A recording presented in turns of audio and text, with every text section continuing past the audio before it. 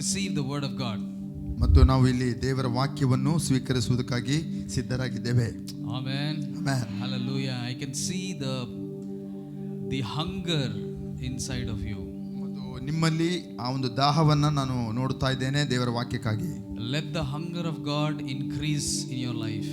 ಮತ್ತು ಆ ಒಂದು ಹಸಿವು ದಾಹ ದೇವರಿಗಾಗಿ ಅದು ಇನ್ನೂ ಹೆಚ್ಚಾಗಲಿ ಎಂಬುದಾಗಿ ನನ್ನ ಪ್ರಾರ್ಥನೆ.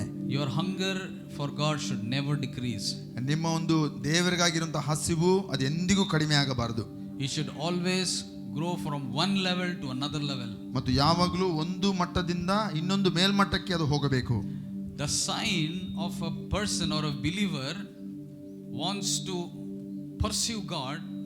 The number one sign is the hunger for God. ಮತ್ತು ಯಾರಾದರೂ ಒಬ್ಬ ವ್ಯಕ್ತಿ ಆತನು ದೇವರನ್ನು ಹಿಂಬಾಲಿಸ್ತಾ ಇದ್ದಾನೆ ಅಥವಾ ದೇವರನ್ನು ಕಂಡುಕೊಳ್ಬೇಕೆಂಬುದಾಗಿದ್ದಾನೆ ಅಂತ ಹೇಳುವುದಾದ್ರೆ ಅದು ಮೊದಲನೇ ಸೂಚನೆ ಏನಂದ್ರೆ ಅವನಿಗೆ ದೇವರಿಗಾಗಿ ಹಸಿವು ಇರ್ತದೆ, ದಾಹ ಇರ್ತದೆ. There is always a desire to go closer to God. ಮತ್ತು ಯಾವಾಗಲೂ ಸತತವಾಗಿ ದೇವರ ಹತ್ತಿರ ಹೋಗಬೇಕು ಅನ್ನುವಂತ ಒಂದು ತವಕ ಅವನಲ್ಲಿ ಇರುತ್ತದೆ. There is a desire to read and pray and to fast. ಮತ್ತು ವಾಕ್ಯ ಓದಿ ಪ್ರಾರ್ಥಿಸಿ ಉಪವಾಸವನ್ನು ಸೇರಿಸುವಂತ ಆ ಒಂದು ದಾಹ ಅವನಿಗೆ ಇರ್ತದೆ. So the Bible says that offer your bodies as a living sacrifice unto God. ಮತ್ತು ನಿಮ್ಮ ಶರೀರಗಳನ್ನ ಅಥವಾ ದೇಹಗಳನ್ನ ಸಜೀವ ಯಜ್ಞವಾಗಿ ದೇವರಿಗೆ ಸಮರ್ಪಿಸಿರಿ. As much as our spirit is important, our body is also equally important. ಮತ್ತು ನಮ್ಮ ಆತ್ಮವು ಎಷ್ಟು ಪ್ರಾಮುಖ್ಯವಾಗಿದೆಯೋ ದೇವರಿಗೆ ಅಷ್ಟೇ ನಮ್ಮ ದೇಹವು ಸಹ ಅದು ನಮ್ಮ ದೇಹದಿಂದಲೂ ಸಹ ಅದು ದೇವರಿಗೆ ಸಲ್ಲಿಸುವುದು ಬಹಳ ಪ್ರಾಮುಖ್ಯವಾಗಿದೆ. Because our bodies are the temple of the Holy Spirit. ಯಾಕೆಂದ್ರೆ ನಮ್ಮ ಒಂದು ಆ ಶರೀರ ಆ ದೇವರ ಒಂದು ಆಲಯವಾಗಿದೆ. Hallelujah. God dwells in you. ಮತ್ತು ದೇವರು ನಿಮ್ಮಲ್ಲಿ ವಾಸ ಮಾಡುತ್ತಾನೆ. But his spirit always wants your spirit take your body and soul along with you to seek the Lord. ಮತ್ತು ಆತನ ಆತ್ಮ ಪವಿತ್ರಾತ್ಮನು ನಮ್ಮ ಆತ್ಮವನ್ನು ವಶ ಮಾಡಿಕೊಂಡು ನಮ್ಮ ದೇಹ ನಮ್ಮ ಒಂದು ಪ್ರಾಣವನ್ನು ವಶ ಮಾಡಿಕೊಂಡು ತನಗೆ ಮಹಿಮೆಯನ್ನು ತರುವುದಕ್ಕಾಗಿ ಆತನು ಉಪಯೋಗ ಮಾಡುತ್ತಾನೆ. But there is one problem is that our flesh, our body always try to pull away from God. ಮತ್ತು ಯಾವಾಗಲೂ ನಮ್ಮ ಶರೀರ ನಮ್ಮನ್ನು ಹಿಂದಕ್ಕೆ ಸೆಳೆಕೊಂಡು ತೆಗೆದುಕೊಂಡು ಹೋಗ್ತಾ ಇರ್ತದೆ. Inside there is a desire to pray. ಮತ್ತು ಒಳಗಡೆ ನಮ್ಮ ಅಂತರ್ಯದಲ್ಲಿ ಪ್ರಾರ್ಥನೆ ಮಾಡಬೇಕಂತ ತವಕ ಇರ್ತದೆ. But your flesh, your body is saying I want to sleep for some more time. ಮತ್ತು ಅದರ ಶರೀರ ಇಲ್ಲ ಇನ್ನು ಸ್ವಲ್ಪ ಮಲಗಬೇಕು ಅಂತ ಅನಿಸ್ತಾ ಇದೆ ಅಂತ ಹೇಳ್ತಾ ಇರ್ತದೆ. ಇನ್ನೊಂದು ಅರ್ಧ ಗಂಟೆ ಮಲಗಿಬಿಡೋಣ, ಇನ್ನೊಂದು ಅರ್ಧ ಗಂಟೆ ಸ್ವಲ್ಪ ಮಲಗೋಣ ಅಂತ ಶರೀರ ಹಿಂದೆ ಅರ್ಧ ಗಂಟೆ ಆದ್ಮೇಲೆ ಮತ್ತು ಅರ್ಧ ಗಂಟೆ ಆದ್ಮೇಲೆ ನಾಳೆ ನೋಡ್ಕೊಳ್ಳೋಣ, ಟುಮಾರೋ ವಿ ವಿಲ್ ಸಿ, ಮತ್ತೆ ನಾಳೆ ನೋಡೋಣ ಬಿಡು ಅಂತ ಬರ್ತದೆ. and then tomorrow you get up, ಮತ್ತೆ ತಿರ್ಗಾ ಮರುದಿನ ಎದ್ದೇಳ್ತೀರಾ. oh this is the day the Lord has made, oh rejoice and be glad in it. ಓ ಇದೇ ದಿನ ಕರ್ತನು ಮಾಡಿದ್ದು ಉತ್ಸಾಹಗೊಂಡು ಉಲ್ಲಾಸಗೊಳ್ಳಿ ಎಂದಾಗ ಮತ್ತೆ ಪುನಃ ಒಂದು ವಾಕ್ಯ ನೆನಪು ಬರ್ತದೆ. ಘೋಷಣೆ ಮಾಡ್ತಾ ಇರ್ತೀವಿ. hallelujah, praise the Lord, this is the day, this is the day, this is the day. ಮತ್ತು ಇದೇ ಕರ್ತನು ಮಾಡಿದ ದಿನ, ಇದೇ ಕರ್ತನು ಮಾಡಿದ ದಿನ ಎಂಬ ಘೋಷಣೆ ಮಾಡ್ತಾ ಇರ್ತೀವಿ. then the Lord will suddenly put in your heart, today time to pray. ಮತ್ತು ಇವತ್ತು ಸಹ ಪ್ರಾರ್ಥನೆ ಮಾಡಲಿಕ್ಕೆ ಸಮಯ ಆಯಿತು ಎಂಬುದಾಗಿ, and suddenly your body will turn your hand like this. oh ಮತ್ತು ನಿಮ್ಮ ಕೈ ಕಡೆ ನಿಮ್ಮ ಕಣ್ಣು ಹಾಯಿಸ್ತೀರಾ, ನಿಮ್ಮ ಕೈ ನೋಡ್ತೀರಾ. your body will turn like this, your hand like this to your ಮತ್ತು eyes. ನಿಮ್ಮ ದೇಹ ಈ ರೀತಿಯಲ್ಲಿ ಕೈಯನ್ನು ತಿರುಗಿಸುತ್ತದೆ. oh I have work to do. ಓ ನನಗೆ ಕೆಲಸ ಇದೆಯಲ್ಲ ಈಗ. oh I have lot of things to do. ಮತ್ತು ಬಹಳ ಕೆಲಸ ಇದೆ. oh I have to go to the bank. ಮತ್ತು ನಾನು ಬ್ಯಾಂಕ್ ಹೋಗಬೇಕು. oh I have to go to the school. ಮತ್ತು ಸ್ಕೂಲ್ಗೆ ಹೋಗಬೇಕು. I have to go to work. ಮತ್ತು ಕೆಲಸಕ್ಕೆ ಹೋಗಬೇಕು. somebody is waiting for me. ಮತ್ತು ಯಾರೋ ನನಗೋಸ್ಕರ ಕಾಯ್ತಾ ಇದ್ದಾರೆ. oh this is the day the Lord has made, will rejoice and be glad. ಮತ್ತು ಇದೇ ದಿನ ಕರ್ತನು ಮಾಡಿದ್ದು ನಾನು ಇದರಲ್ಲಿ ಉತ್ಸಾಹಗೊಂಡು ಉಲ್ಲಾಸಗೊಳ್ತೇನೆ ಎಂದಾಗ ಕುಣಿತಾ. oh that's good, that's very good, ಚೆನ್ನಾಗಿದೆ. ಅದು ಒಳ್ಳೆಯದೇ ಆ ರೀತಿಯಲ್ಲಿ ಇರುವುದು. you confessing the word of God is really good. ಮತ್ತು ದೇವರ ವಾಕ್ಯವನ್ನು ಅರಿಕೆ ಮಾಡೋದು ಬಹಳ ಸಂತೋಷ. but the victory you'll have the victory when you put your body, soul and spirit in the presence of God. ಮತ್ತು ನಿಮ್ಮ ಒಂದು ಪ್ರಾಣಾತ್ಮ ದೇಹಗಳನ್ನ ಆ ಕರ್ತನ ಸನ್ನಿಧಾನದಲ್ಲಿ ಇರಿಸುವುದು ಅಲ್ಲಿ ಅದು ಪ್ರಾಮುಖ್ಯವಂತ ಒಂದು ಸಮಯವಾಗಿದೆ. hallelujah, that is the most important, the core thing. ಮತ್ತು ನಮ್ಮ ಜೀವಿತದಲ್ಲಿ ಪ್ರಾಮುಖ್ಯವಂತ ಒಂದು ಅಂಶ ಅಲ್ಲಿ ಅಡಕವಾಗಿದೆ. the moment you start putting yourself in God, that's the day you have victory. ಮತ್ತು ಯಾವ ದಿನ ನಿಮ್ಮ ಒಂದು ಪ್ರಾಣಾತ್ಮ ಶರೀರಗಳನ್ನ ದೇವರ ಸನ್ನಿಧಾನದಲ್ಲಿ ಇರಿಸ್ತಿರೋ ಅಲ್ಲಿ ನೀವು ಜಯವನ್ನು ಕಾಣ್ತೀರಾ. the day you don't put it, the devil has a victory. ಮತ್ತು ಯಾವ ದಿನ ನೀವು ಅದನ್ನ ಪ್ರಾಣಾತ್ಮ ದೇಹಗಳನ್ನು ಆತನಿಗೆ ಆಧೀನವಾಗಿ ತರುವುದಿಲ್ಲ ಆತನ ಸನ್ನಿಧಾನದಲ್ಲಿ, ಅಲ್ಲಿ ಸೈತಾನು ಜಯವನ್ನು ಹೊಂದಿಕೊಳ್ತಾನೆ. though you have a desire but you don't give yourself to pray, ಮತ್ತು ನಿಮಗೆ ಆಸಕ್ತಿ ಇದ್ರೂ ಸಹ ನೀವು ಪ್ರಾರ್ಥನೆ ನೀವು ಒಳಗಾಗದೆ ಹೋದರೆ step by step you are moving away from the plan and the purpose of God in your life. ಕ್ರಮೇಣವಾಗಿ ಹಂತ ಹಂತವಾಗಿ ನೀವು ಹಿಂಜರಿತಾ ದೇವರ ಒಂದು ಪ್ರಣಾಳಿಕೆ ಯೋಜನೆಗಳಿಂದ ದೂರ ಹೋಗ್ಬಿಡ್ತೀರಾ. you will not even know, you come so far, you will not even know, oh my God, where am I? ಮತ್ತು ನೀವು ಎಷ್ಟು ದೂರ ಹೋಗ್ಬಿಟ್ಟಿರ್ತೀರ ಅಂದ್ರೆ ನಿಮಗೆ ಆಶ್ಚರ್ಯವಾಗ್ಬಿಡ್ತದೆ. ದೇವರಿಂದ ಇಷ್ಟು ದೂರ ಬಂದಿದ್ದೀನ, ಎಲ್ಲಿದ್ದೀನಪ್ಪ ನಾನು, ಎಲ್ಲಿ ಹೋಗ್ಬೇಕು, ದಿಕ್ಕು ತೋಚದಂತ ಒಂದು ಸ್ಥಿತಿಯಲ್ಲಿ ಇರ್ತೀರಾ.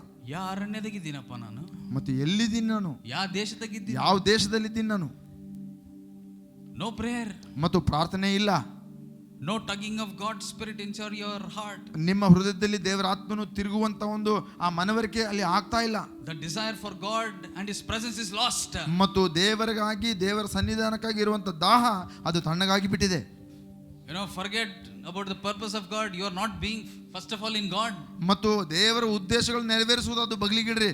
ಮತ್ತು ನಾವು ಈಗ ದೇವರ ಸನ್ನಿಧಾನದಲ್ಲಿ ಅಲ್ಲಿ ನಮಗೆ ಅದು ಇಲ್ಲ.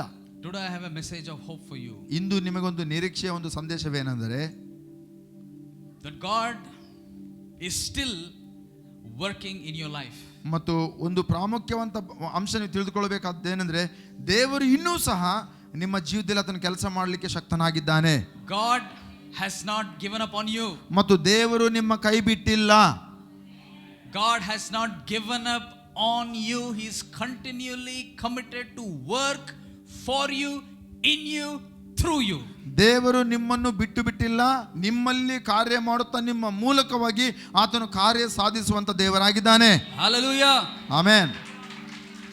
ಆಮೆನ್. ಜೋರಾಗಿ ಚಪ್ಪಾಳೆ ಹೊಡೆದು ತಡೋಣ. Hallelujah. Hallelujah. Sometimes you feel that, oh, I am out of God's will.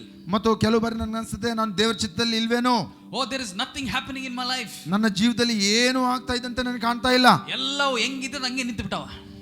All standing still. ಮತ್ತು ಎಲ್ಲವೂ ಇದ್ದ ಹಾಗೆ ಇದೆ. You know, in Bellary during summer, at least some breeze will come, but there are sudden nights there is no breeze.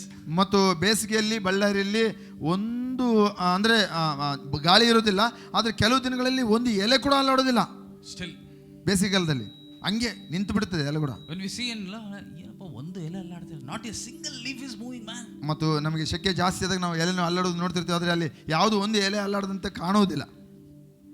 Is there a situation in your life nothing is moving, standing strong still there, nothing is moving, nothing is happening? ನಿಮ್ಮ ಜೀವಿತದಲ್ಲಿ ಬಹುಶಃ ಅಂತ ಒಂದು ಭಾಗ ನಿಮ್ಮಲ್ಲಿ ಅನಿಸಿಕೆ ಆಗ್ತಾ ಇರಬಹುದು, ಏನು ಚಲಿಸದೇ ಇರುವಂತ ಒಂದು ಅಂದ್ರೆ ನಿಂತು ಹೋದಂತ ಒಂದು ಪರಿಸ್ಥಿತಿ ನಿಮ್ಮ ಜೀವಿತದಲ್ಲಿ ಆಗಿರಬಹುದು. Anyway, we are not over spiritual, right? ಮತ್ತು ನಾವು ಯಾರು ಅತಿ ಆತ್ಮೀಯರು ಯಾರು ಇಲ್ಲ ಇಲ್ಲಿ. We are being honest in the presence of God. ಮತ್ತು ದೇವರ ಸನ್ನಿಧಾನದಲ್ಲಿ ಯಥಾರ್ಥವಾಗಿರುವಂತ ಜನರು ನಾವಾಗಿದ್ದೇವೆ. Hallelujah. ತೆರೆದ ಹೃದಯದವರಾಗಿದ್ದೇವೆ. If we say we are moving, we are moving.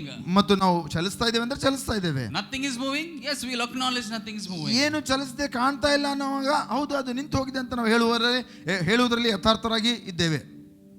ಇದೀವಾ? Are we honest today before God? ದೇವರ ಮುಂದೆ ಯಥಾರ್ಥವಾಗಿದ್ದೀವಾ? ಇದೀವಾ? Are the things not happening in your life? ಮತ್ತು ನಿಮ್ಮ ಜೀವಿತದಲ್ಲಿ ಏನು ಆಗದೆ ಇದ್ದಂತೆ ಒಂದು ನಿಂತು ಹೋದಂತ ಪರಿಸ್ಥಿತಿ ಇದಾವ? Is your family the same situation and circumstances where you are seen in the past 5 to 8 years? ಮತ್ತು ಗತ 5-8 ವರ್ಷಗಳ ಹಿಂದೆಗಡೆ ನಿಮ್ಮ ಕುಟುಂಬದಲ್ಲಿ ಇದ್ದ ಪರಿಸ್ಥಿತಿ ಹಾಗೆ ಅದು ಹಂಗೆ ನಿಂತಂಗೆ ಹಂಗೆ ಇದೆಯಾ ಇದ್ದ ಸ್ಥಿತಿಯಲ್ಲಿ? Is your financial situation has changed or still the same? ಮತ್ತು ನಿಮ್ಮ ಆರ್ಥಿಕ ಒಂದು ಪರಿಸ್ಥಿತಿ ಅದು ಇದ್ದ ಹಾಗೆ ಇದೆಯಾ ಅಥವಾ ಏನಾದರೂ ಬದಲಾವಣೆ ಆಗಿದೆಯಾ? Okay, if it is still the same, it's good, but is it going down into debts and problems? ಮತ್ತು ಅದು ಇದ್ದ ಹಾಗೆ ಇದ್ರೆ ಅದು ಇನ್ನೂ ಪರವಾಗಿಲ್ಲ, ಆದರೆ ಅಲ್ಲಿಂದ ಇದ್ದ ಹಾಗೆ ಇರದಂತೆ ಅದು ಇನ್ನೂ ಕ್ಷೀಣಿಸ್ತಾ ಕ್ರಮೇಣವಾಗಿ ಅದು ಸಾಲಗಳಲ್ಲಿ, ಅನೇಕ ಕಷ್ಟಗಳಲ್ಲಿ, ಸಾಲಗಳಲ್ಲಿ ಸಿಕ್ಕಾಕೊಳ್ತಾ ಇದೆಯಾ? And then when you go down deep into your issues, your problems, your financial issues, your debts, your own self, into depression, all those things make you forget the presence, the purpose and the plan of God in your life. ಮತ್ತು ನಾವು ಹಾಗೆ ಕ್ರಮೇಣವಾಗಿ ನಮ್ಮ ಒಂದು ಸಮಸ್ಯೆಗಳಲ್ಲಿ, ನಮ್ಮ ಒಂದು ಹಣದ ಒಂದು ದುರಸ್ಥಿತಿಯಲ್ಲಿ ಮತ್ತು ನಮ್ಮ ಒಂದು ಒತ್ತಡದಲ್ಲಿ ಮಾನಸಿಕವಾಗಿ ಅನೇಕ ಪರಿಸ್ಥಿತಿಗಳು ಹಾಗೆ ನಾವು ಕೆಳಗಡೆ ಇಳಿದು ಹೋಗಿ ಮತ್ತು ದೇವರ ಒಂದು ಸನ್ನಿಧಾನದಿಂದ ಆತನ ಉಪಸ್ಥಿತಿಯಲ್ಲಿ ನಾವು ಇಲ್ಲದಂತೆ ದೂರ ಹೋಗ್ಬಿಟ್ಟಿದ್ದೇವೆ. And sometimes we get excited. You know, when we get excited, God is with you. ಮತ್ತು ಕೆಲವು ಬಾರಿ ನಾವು ಉತ್ಸುಕತೆಯಿಂದ ನಾವು ದೇವರು ಆತನು ಇದ್ದಾನೆ. Yeah, some meeting happens, you know, some special meeting happens. God will meet you there. You're all excited. You come back renewed, revived in your spirit. ಮತ್ತು ನೀವು ಆ ರೀತಿಯಲ್ಲಿ ಒಂದು ಉಜ್ಜೀವ ಕೂಟಗಳಿದ್ದಾಗ ಅಥವಾ ವಿಶೇಷ ಕೂಟಗಳಿದ್ದಾಗ ಮತ್ತು ಬಂದು ಪ್ರಸಂಗಿಕರು ಬೋಧನೆ ಮಾಡುವಾಗ ಹೌದು ದೇವರಿದ್ದಾನೆ ಎಂಬುದಾಗಿ ಹೇಳುವಾಗ ನೀವು ಸಹ ಉತ್ಸುಕರಾಗಿ ಕೆಲವು ದಿನಗಳು ಆ ರೀತಿಯಲ್ಲಿ ಇರ್ತೀರಾ. Yeah, you'll be reviewed and revived in the spirit. ಮತ್ತು ನಿಮ್ಮ ಆತ್ಮದಲ್ಲಿ ಉಜ್ಜೀವನಗೊಂಡಂತೆ ನಿಮಗೆ ಉತ್ಸಾಹ ಬಂದಂತೆ ಆಗಬಹುದು. Maybe you have come forward and given your life to Jesus again, Lord, here I am. Thank you for Lord, you touched my life again. ಮತ್ತು ಬಹುಶಃ ನೀವು ಮುಂದೆ ಬಂದು ಸ್ವಾಮಿ ಪುನರಾವರ್ತಿ ನನ್ನ ಜೀವಿತ ಮುಟ್ಟು, ನನ್ನ ಜೀವಿತದಲ್ಲಿ ಬದಲಾವಣೆಯನ್ನು ತೆಗೆದುಕೊಂಡು ಬಾ ಎಂದಾಗ ನೀವು ಆ ರೀತಿಯಲ್ಲಿ ಪ್ರಾರ್ಥನೆ ಮಾಡಿರಬಹುದು ಸಹ. Maybe a few days would have gone very glorious. Wow, it is so beautiful. Thank you, Lord. ಮತ್ತು ಮಹಿಮೆಕರವಾದಂತ ಆ ಒಂದು ದಿನಮಾನಗಳು ಮತ್ತು ತುಂಬಾ ಚೆನ್ನಾಗಿದೆ ಎಂಬುದಾಗಿ ಹೇಳ್ಕೊಳ್ಳುವಂತ ದಿನಗಳು ಆಗಿರಬಹುದು. But when the problem comes and looks at you, ಆದರೆ ಸಮಸ್ಯೆ ಬಂದು ನಿನ್ನನ್ನು ನೋಡಿದಾಗ ಗೂರ್ತಾ ಇರುವಾಗ ಪ್ರಾಬ್ಲಮ್ ಗೂರ್ತೈತೆ ಮತ್ತು ಆ ಒಂದು ಸಮಸ್ಯೆಗಳು ನಿಮ್ಮನ್ನು ಎದುರಿಸಿ ದುರ್ಗುಟ್ಟಿ ನೋಡ್ತಾ ಇರುವಾಗ, the moment we look at ಬೇಡಪ್ಪ, I don't want this, ಮತ್ತು ಅದನ್ನು ನೋಡಿದ ತಕ್ಷಣವೇ ಬೇಡಪ್ಪ ಈ ಒಂದು ಪರಿಸ್ಥಿತಿ ಬೇಡ ಎಂಬ we decide I don't want this life only, ಮತ್ತು ಈ ಜೀವಿತನೇ ಬೇಡಪ್ಪ ಅನ್ನುವಂತ ರೀತಿಯಲ್ಲಿ ಆ ಒಂದು ಪರಿಸ್ಥಿತಿಯಲ್ಲಿ ಇದ್ದಿರಬಹುದು. ನೀವು ಕೈ ಎತ್ತರಿ, ಯಾರನ್ನ ಇದ್ರೆ ಯಾರಿದ್ದೀರಾ? ಇಲ್ಲ ಆ ಥರ ಯಾರನ್ನಿದ್ರೆ ಕೈ ಎತ್ತರಿ ಎಂಬುದಾಗಿ, ದೇವಾ ಈ ಜೀವಿತ ಬೇಡಪ್ಪ ನನಗೆ, Lord I don't live this kind of life. ಮತ್ತು ಈ ತರದ ಒಂದು ಜೀವನ ಬೇಡಪ್ಪ ಅಂತ ಹೇಳುವಂತ ಒಂದು ಪರಿಸ್ಥಿತಿ, ಸಂಕಷ್ಟ ಪರಿಸ್ಥಿತಿಯಲ್ಲಿ ಇದ್ದಿರಬಹುದು ನೀವು. But today God wants to touch you. ಆದರೆ ಇಂದು ದೇವರು ನಿಮ್ಮನ್ನು ಮುಟ್ಟಲು ಬಯಸುತ್ತಾನೆ. God wants to revive you again. ಮತ್ತು ನಿಮಗೆ ಆತನು ಜ್ಞಾಪಕ ಮಾಡಲು ಬಯಸುತ್ತಾನೆ. God wants to bring you back to the purposes. ಮತ್ತು ದೇವರು ಪುನರಾವರ್ತಿ ನಿಮ್ಮನ್ನು ಹಿಂತಿರುಗಿಸಿ ಆತನ ಉದ್ದೇಶಗಳಲ್ಲಿ ಇಡಲು ಬಯಸುತ್ತಾನೆ. God wants to bring you back to the plan that God has designed for your life. ಮತ್ತು ದೇವರು ನಿಮ್ಮ ಜೀವಿತಕ್ಕಾಗಿ ಇಟ್ಟಂತ ಉತ್ತಮ ಒಂದು ಯೋಜನೆಯನ್ನ ಆತನು ಪುನರಾವರ್ತಿ ತರಲು ಬಯಸುತ್ತಾನೆ. Do you know that God has a plan for your life? ಮತ್ತು ನಿಮಗೆ ಗೊತ್ತಾ ದೇವರ ಉದ್ದೇಶಗಳು ನಿಮಗಾಗಿ ಇದೆ ಎಂಬುದಾಗಿ. God has a plan. ಮತ್ತು ದೇವರು ನಿಮಗಾಗಿ ಉದ್ದೇಶ ಇಟ್ಟಿದ್ದಾನೆ. God has a plan. ದೇವರು ನಿಮಗಾಗಿ ಉದ್ದೇಶ ಇಟ್ಟಿದ್ದಾನೆ. God has a purpose. ಮತ್ತು ಆತನ ಉದ್ದೇಶಗಳು ನಿಮಗಾಗಿದೆ. ಎಲ್ಲರೂ ಹೇಳೋಣ, ದೇವರು ನನಗೋಸ್ಕರ ಉದ್ದೇಶ ಇಟ್ಟಿದ್ದಾನೆ. ದೇವರು ನನಗೋಸ್ಕರ ಉದ್ದೇಶಗಳನ್ನು ಇಟ್ಟಿದ್ದಾನೆ. ನಿಮ್ಮ ನೆರೆಯವರನ್ನು ತಿರುಗಿ ಹೇಳಿ, ದೇವರು ನಿನಗೆ ಈ ಉದ್ದೇಶವನ್ನು ಇಟ್ಟಿದ್ದಾನೆ.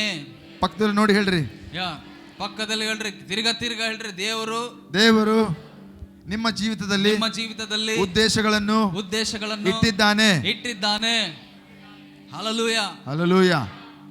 And we have to live for this purpose. ಮತ್ತು ನಾವು ಆತನ ಉದ್ದೇಶಗಳಿಗಾಗಿ ಜೀವಿಸಬೇಕು, ಬದುಕಬೇಕು. In the Bible, I want to read from a text called Exodus chapter 3. ಮತ್ತು ವಿಮೋಚನ ಕಾಂಡದಿಂದ ನಾನು ನಿಮಗೆ ವಚನಗಳನ್ನು ಓದಲಿಕ್ಕೆ ಬಯಸ್ತೇನೆ.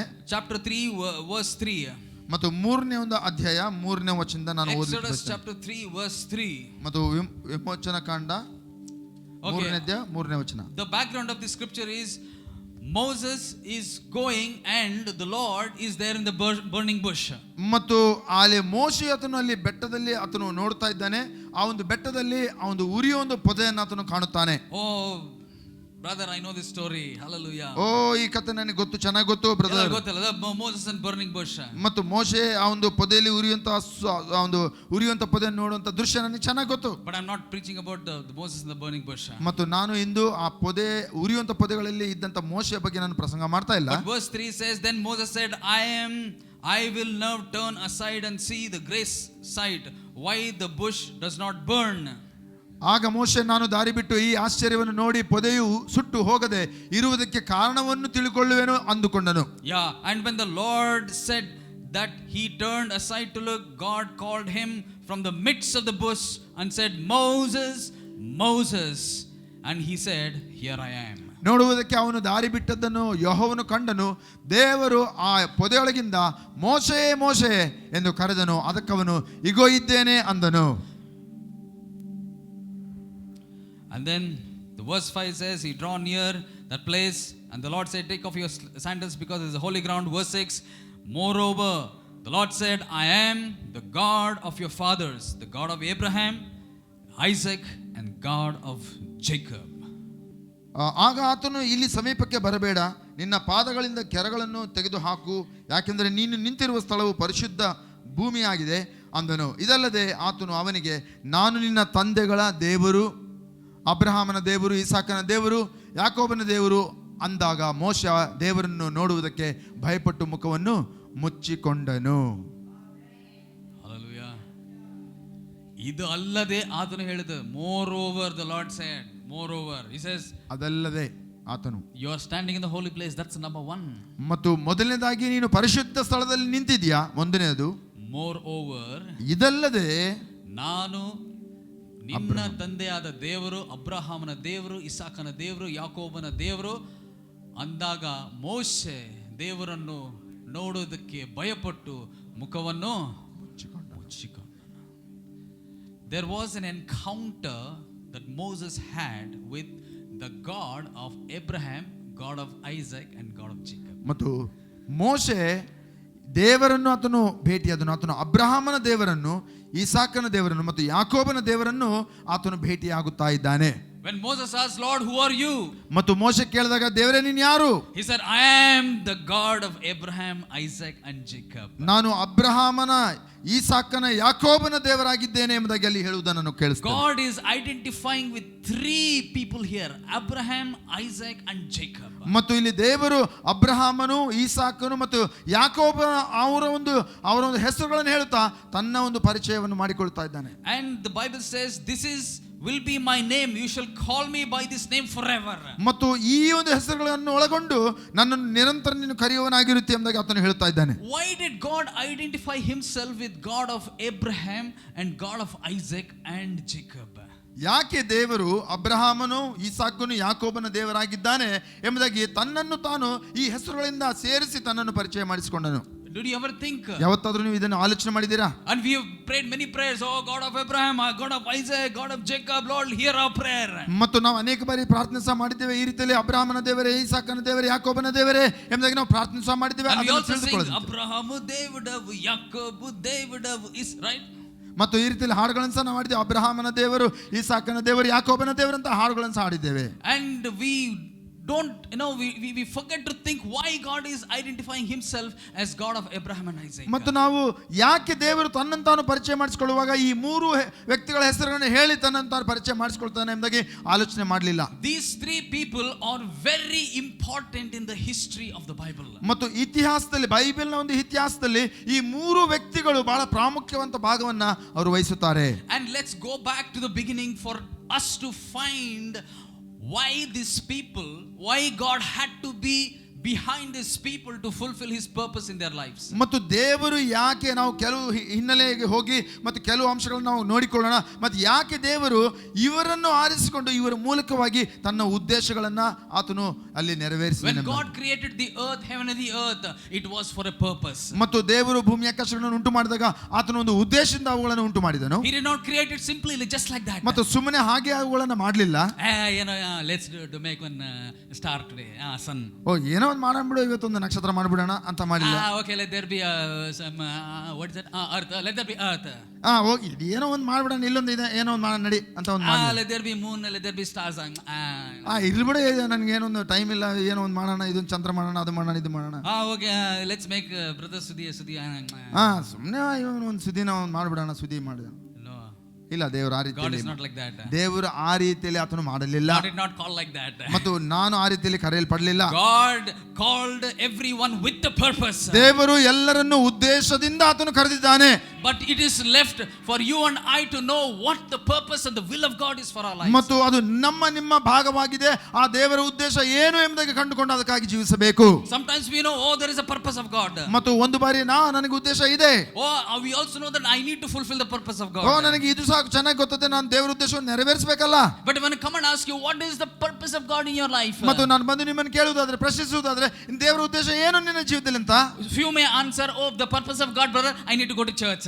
ಮತ್ತು ಕೆಲವರು ಈ ರೀತಿಯಲ್ಲಿ ಆ ಉತ್ತರ ಹೇಳ್ಬೋದು, ದೇವರ ಉದ್ದೇಶಗಳು ಇಷ್ಟೇ, ನಾನು ಸಭೆಗೆ ಹೋಗಬೇಕು. I need to go to Gersel. ಮತ್ತು ನಾನು ಕೇರ್ಸಲ್ಗೆ ಹೋಗಬೇಕು. I need to go here, go there. ಮತ್ತು ನಾನು ಅಲ್ಲಿಗೆ ಹೋಗಬೇಕು, ನಾನು ಇಲ್ಲಿಗೆ ಹೋಗಬೇಕು ಅಂತ ಉದ್ದೇಶನ ಹೇಳ್ತಾರೆ. Everybody lift hands, I also lift hand. ಮತ್ತು ಎಲ್ಲರೂ ಕೈಗಳನ್ನು ಎತ್ತಿದ್ದಾರೆ, ನಾನು ಸಹ ಕೈ ಎತ್ತುತ್ತೇನೆ. Everybody take communion, I also take communion. ಎಲ್ಲರೂ ಕರ್ತನ ಭೋಜನದಲ್ಲಿ ಪಾಲ್ಗೊಳ್ತಾರೆ, ನಾನು ಸಹ ಪಾಲ್ಗೊಳ್ತೇನೆ. That is all a part of being a Christian.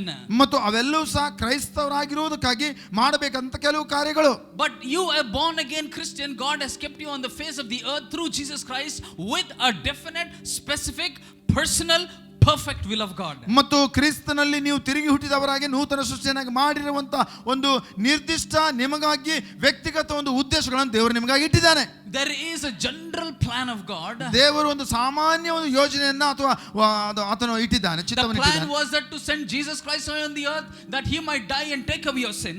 ಮತ್ತು ಆ ಒಂದು ಸಾಮಾನ್ಯ ಒಂದು ಉದ್ದೇಶದಲ್ಲಿ ಆ ಯೇಸು ಸ್ವಾಮಿ ರಕ್ಷಕನಾಗಿ ಈ ಲೋಕಕ್ಕೆ ಬಂದು ನಿಮಗೆ ರಕ್ಷಣೆಯನ್ನು ಕೊಡಬೇಕೆಂದಾಗ ಅದು ಸಾಮಾನ್ಯ ಒಂದು ಚಿತ್ತ, ಆತನ So ಒಂದು that he ಯೋಜನೆ. will not only save the Jews but also Gentiles. ಮತ್ತು ಕೇವಲ ಯಹೂದ್ಯರನ್ನು ಮಾತ್ರ ಆತನು ರಕ್ಷಿಸುವುದಲ್ಲ, ಆದ್ರೆ ಎಲ್ಲ ಜನರನ್ನ ಆತನು ರಕ್ಷಿಸ್ತಾನೆ ಎಂಬುದಾಗಿ ಆತನ ಚಿತ್ತ, ಯೋಜನೆ. That was the great plan of God. ಅದು ದೇವರೊಂದು ದೊಡ್ಡ ಒಂದು ಯೋಜನೆ ಆಗಿದೆ. And we also know from the Bible that God is preparing his church, he's building it, he's nourishing it, he's washing the body of Christ so that he might present himself, that body himself as a presentable body, to himself as a bride. ಮತ್ತು ದೇವರು ತಾನೇ ಸಭೆಯನ್ನು ಆತನು ನಿಮ್ಮನ್ನು ಆತನು ಕಟ್ಟುತ್ತಾ ಇದ್ದಾನೆ, ಮತ್ತು ಕಟ್ಟುತ್ತಾ ಆತನು ಆ ಒಂದು ಸಭೆಯನ್ನು ತನಗಾಗಿ ಒಂದು ಶುದ್ಧವಾದಂತ ನಿಷ್ಕಳಂಕವಾದಂತ ಒಂದು ಆ ಸಭೆಯನ್ನಾಗಿ ಆತನು ಮಾಡಿಕೊಳ್ಳುವುದಕ್ಕಾಗಿ ಕಟ್ಟುತ್ತಾ ಇದ್ದಾನೆ. This is a broader picture of the plan of God. ಮತ್ತು ಇದು ಒಂದು ದೊಡ್ಡದಾದಂತ ಒಂದು ಚಿತ್ರೀಕರಣ ಮಾಡಿದಂತ ಒಂದು ದೇವರ ಒಂದು ಯೋಜನೆ ಆಗಿದೆ. But in that broader picture of the plan of God has involved you and me.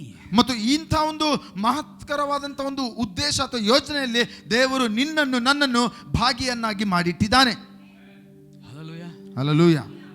ಇಷ್ಟು ದೊಡ್ಡ ಪ್ಲಾನ್ ಅಲ್ಲಿ ನಾನು ಹೆಂಗೆ ಬ್ರದರ್ ಫಿಟ್ ಆಗೋದು? ಇಷ್ಟು ದೊಡ್ಡ ಒಂದು ಯೋಜನೆಯಲ್ಲಿ ಸ್ವಾಮಿ ನಾನು ಎಲ್ಲಿಯಪ್ಪ ಎಲ್ಲಿ ನನ್ನ ಭಾಗ? Hallelujah. Hallelujah. Supposing this is the complete plan of God. ಮತ್ತು ಊಹಿಸ್ರಿ ಈ ಒಂದು ಭಾಗ ಇದೆಲ್ಲ ಒಂದು ದೇವರ ಚಿತ್ತವಾಗಿದೆ. Supposing say you are that one brick here, small brick. ಮತ್ತು ಇಲ್ಲಿ ಒಂದು ಇಟ್ಟಿಗೆ ಮಾತ್ರ ಅದು ನೀನಾಗಿರಬಹುದು. And you may say, oh okay, why do I need to be in the plan of God? ಅಯ್ಯೋ ದೇವರ ಚಿತ್ತದಲ್ಲಿ ನಾನು ಯಾಕೆ ಇರ್ಬೇಕಪ್ಪ, ಇದು ಏನ್ ನನ್ನ ಒಂದು ಭಾಗ ಏನಿದೆ? ಈ ಇಟ್ಟಂಗಿ ತೆಗೆದ್ಬಿಡಿ ಬ್ರದರ್, ಬೇಡ ಇದೆ ತೆಗೆದ್ಬಿಡಿ. ಈ ಒಂದು ಇಟ್ಟಂಗಿ ಬೇಡ, ಇಲ್ಲಿಂದ ತೆಗೆದ್ಬಿಡೋಣ ಅಂತ ನೀವು ಅನ್ಕೊಳ್ರಿ. Is the plan of God complete? ಮತ್ತು ದೇವರ ಉದ್ದೇಶ ಪರಿಪೂರ್ಣವಾಗಿ ಆಗಿದೆಯಾ? Is the wall complete? ಮತ್ತು ಈ ಒಂದು ಗೋಡೆ ಪರಿಪೂರ್ಣವಾಗಿರ್ತದ? ಆ ರೀತಿಯಲ್ಲಿ ಒಂದು ಇಟ್ಟಿಗೆ There is ತೆಗೆದುಬಿಟ್ರೆ a hole in the wall. ಮತ್ತು ಗೋಡೆಯಲ್ಲಿ ಒಂದು ರಂಧ್ರ ಅಥವಾ ಆ ಒಂದು ಸಂದು, is it complete? ಅದು ಪರಿಪೂರ್ಣ ಗೋಡೆನಾ? It's not complete. ಅದು ಪರಿಪೂರ್ಣವಂತ ಗೋಡೆ If ಆಗಿರೋದಿಲ್ಲ. each one of you start saying, oh this is not me, this is not me, this is not me, this is not me, this is not me, ಇದು ನಾನಲ್ಲ ಆ ರೀತಿಯಲ್ಲಿ ಒಂದೊಂದು ಇಟ್ಟಿಗೆ ತನ್ನ ಪಾಡಿಗೆ ತಾನು ಅದು ಹೇಳ್ಕೊಂಡ್ರೆ, do you find a wall there? ನಿಮಗಲ್ಲಿ ಗೋಡೆ ಸಿಗ್ತದ? ಕಾಣ್ತದ? There is no wall. ಮತ್ತೆ ಎಲ್ಲ ಇಟ್ಟಿಗೆಗಳು ಅದೇ ತರ ಹೇಳಿದ್ರೆ ಎಲ್ಲಿ ಆ ಗೋಡೆನೇ ಇರೋದಿಲ್ಲ. No wall at all. ಅಲ್ಲಿ ಗೋಡೆನೇ ಇರೋದಿಲ್ಲ. Only we have to see by faith there is a wall.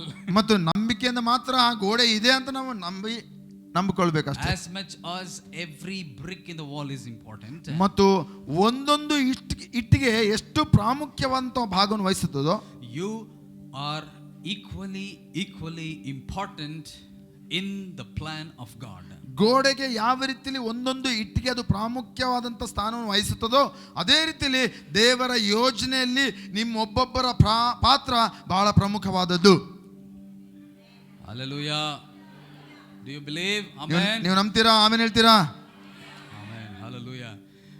When God created Adam and Eve, he created with a purpose. ಮತ್ತು ದೇವರ ಆದಾಮವನ್ನು ಉಂಟು ಮಾಡಿದಾಗ ಒಂದು ಉದ್ದೇಶದಿಂದ ಅವರನ್ನು ಸೃಷ್ಟಿ ಮಾಡಿದ. When he created, he spoke and he created everything. ಮತ್ತು ಆತನು ಸೃಷ್ಟಿಯನ್ನೆಲ್ಲ ಮಾಡಿದಾಗ ಆತನು ಮಾತನಾಡಿ ಆ ಎಲ್ಲವನ್ನು ಉತ್ಪತ್ತಿ ಮಾಡಿದ. But when God wanted to create a human being, a man, ಮತ್ತು ಮನುಷ್ಯನನ್ನು ಉಂಟು ಮಾಡಬೇಕಂತ ಸಮಯದಲ್ಲಿ ದೇವರು, the Bible says God got down.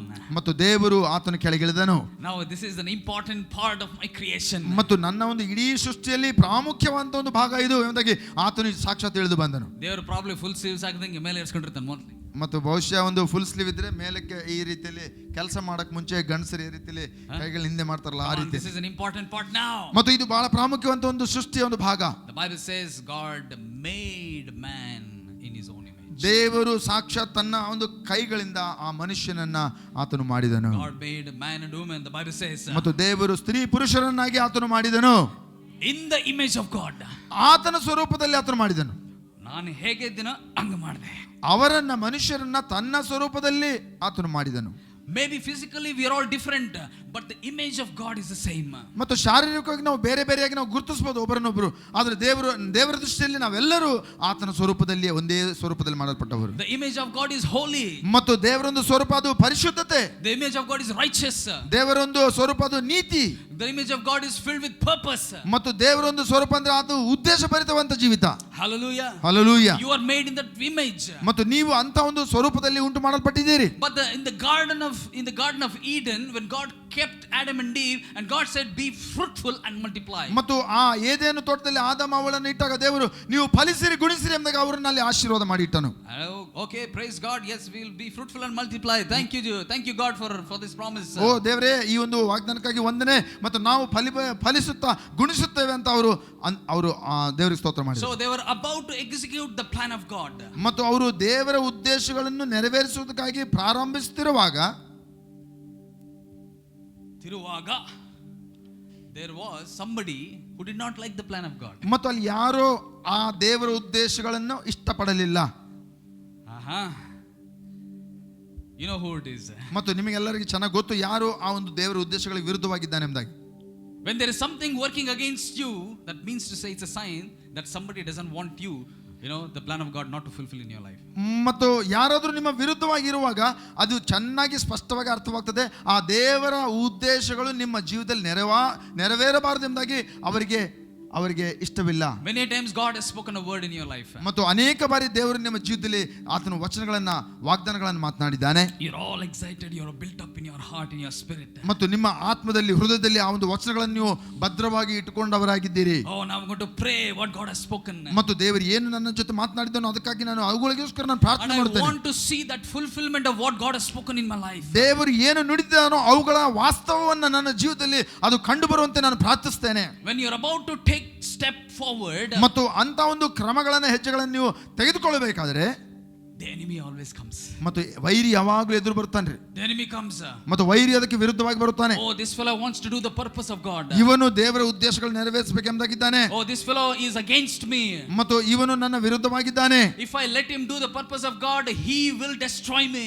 ಮತ್ತು ಇವನು ಒಂದು ವೇಳೆ ದೇವರ ಉದ್ದೇಶಗಳನ್ನು ನೆರವೇರಿಸಿಬಿಟ್ಟರೆ ಅವನು ನನ್ನ ವಿರುದ್ಧವಾಗಿ ನನಗೆ ಅಪಾಯ ತರುತ್ತಾನೆ, ನನಗೆ ಕೇಡು ತರುತ್ತಾನೆ. Before you could do anything, the devil start pouncing on you. ಮತ್ತು ನಾವು ಏನಾದರೂ ಮಾಡೋಕ್ಕಿಂತ ಮುಂಚಿತವಾಗಿ ಸೈತಾನನು ಅವನು ಎದುರು ತಿರುಗಿ ನಮ್ಮ ವಿರೋಧವಾಗಿ ಬರುತ್ತಾನೆ. How he comes? ಮತ್ತು ಆತನು ಬರುವಂತ ಒಂದು ವಿಧಾನ ಹೇಗೆ? ಗೂರ್ತಾನೆ. ಮತ್ತು ದುರ್ಗುಟ್ಟಿ ಆತನು ನಿಮ್ಮನ್ನು ನೋಡುತ್ತಾನೆ. He will come with the problems. ಮತ್ತು ನಿಮ್ಮ ಜೀವಿತದಲ್ಲಿ ಆ ಸಮಸ್ಯೆಗಳಿಂದ ಆತನು ದುರ್ಗುಟ್ಟುತ್ತಾನೆ. I don't know how, but he will make you. Have you felt any time like that? ಮತ್ತು ಯಾವತ್ತಾದರೂ ಆ ತರ ಅನಿಸಿಕೆ ಆಗಿದೆ ನಿಮಗೆ? I am not here to glorify Satan. ಮತ್ತು ನಾನು ಸೈತಾನನ ಮಹಿಮೆಪಡಿಸಲಿಕ್ಕಾಗಿ ನಾನು ಇಲ್ಲಿ ಬರಲಿಲ್ಲ. I'm telling you that you have a potential to do and to fulfill the purpose of God. ಮತ್ತು ನಾನು ಇದನ್ನು ಹೇಳಲಿಕ್ಕೆ ಇಷ್ಟಪಡ್ತೇನೆ, ನಿಮ್ಮ ಜೀವಿತದಲ್ಲಿ ನೀವು ದೇವರಿಟ್ಟಂತ ಉದ್ದೇಶಗಳನ್ನ ನೆರವೇರಿಸುವುದಕ್ಕೆ ನೀವು ಸಮರ್ಥರಾಗಿದ್ದೀರಿ. Because God is in you, who is greater than anyone who is in the world. ಮತ್ತು ಲೋಕದಲ್ಲಿ ಇರುವವನಿಗಿಂತ ದೇವರು ನಿಮ್ಮಲ್ಲಿ ಅವನು ದೊಡ್ಡವನಾಗಿದ್ದಾನೆ. Hallelujah. Hallelujah. Greater is he that is in me. ಮತ್ತು ನನ್ನೊಳಗಿರುವವನು ದೊಡ್ಡವನು than he that is in the world. ಲೋಕದಲ್ಲಿ ಇರುವವನಿಗಿಂತ ನನ್ನಲ್ಲಿರುವವನು ದೊಡ್ಡವನಾಗಿದ್ದಾನೆ. The one who is in me is greater, is bigger.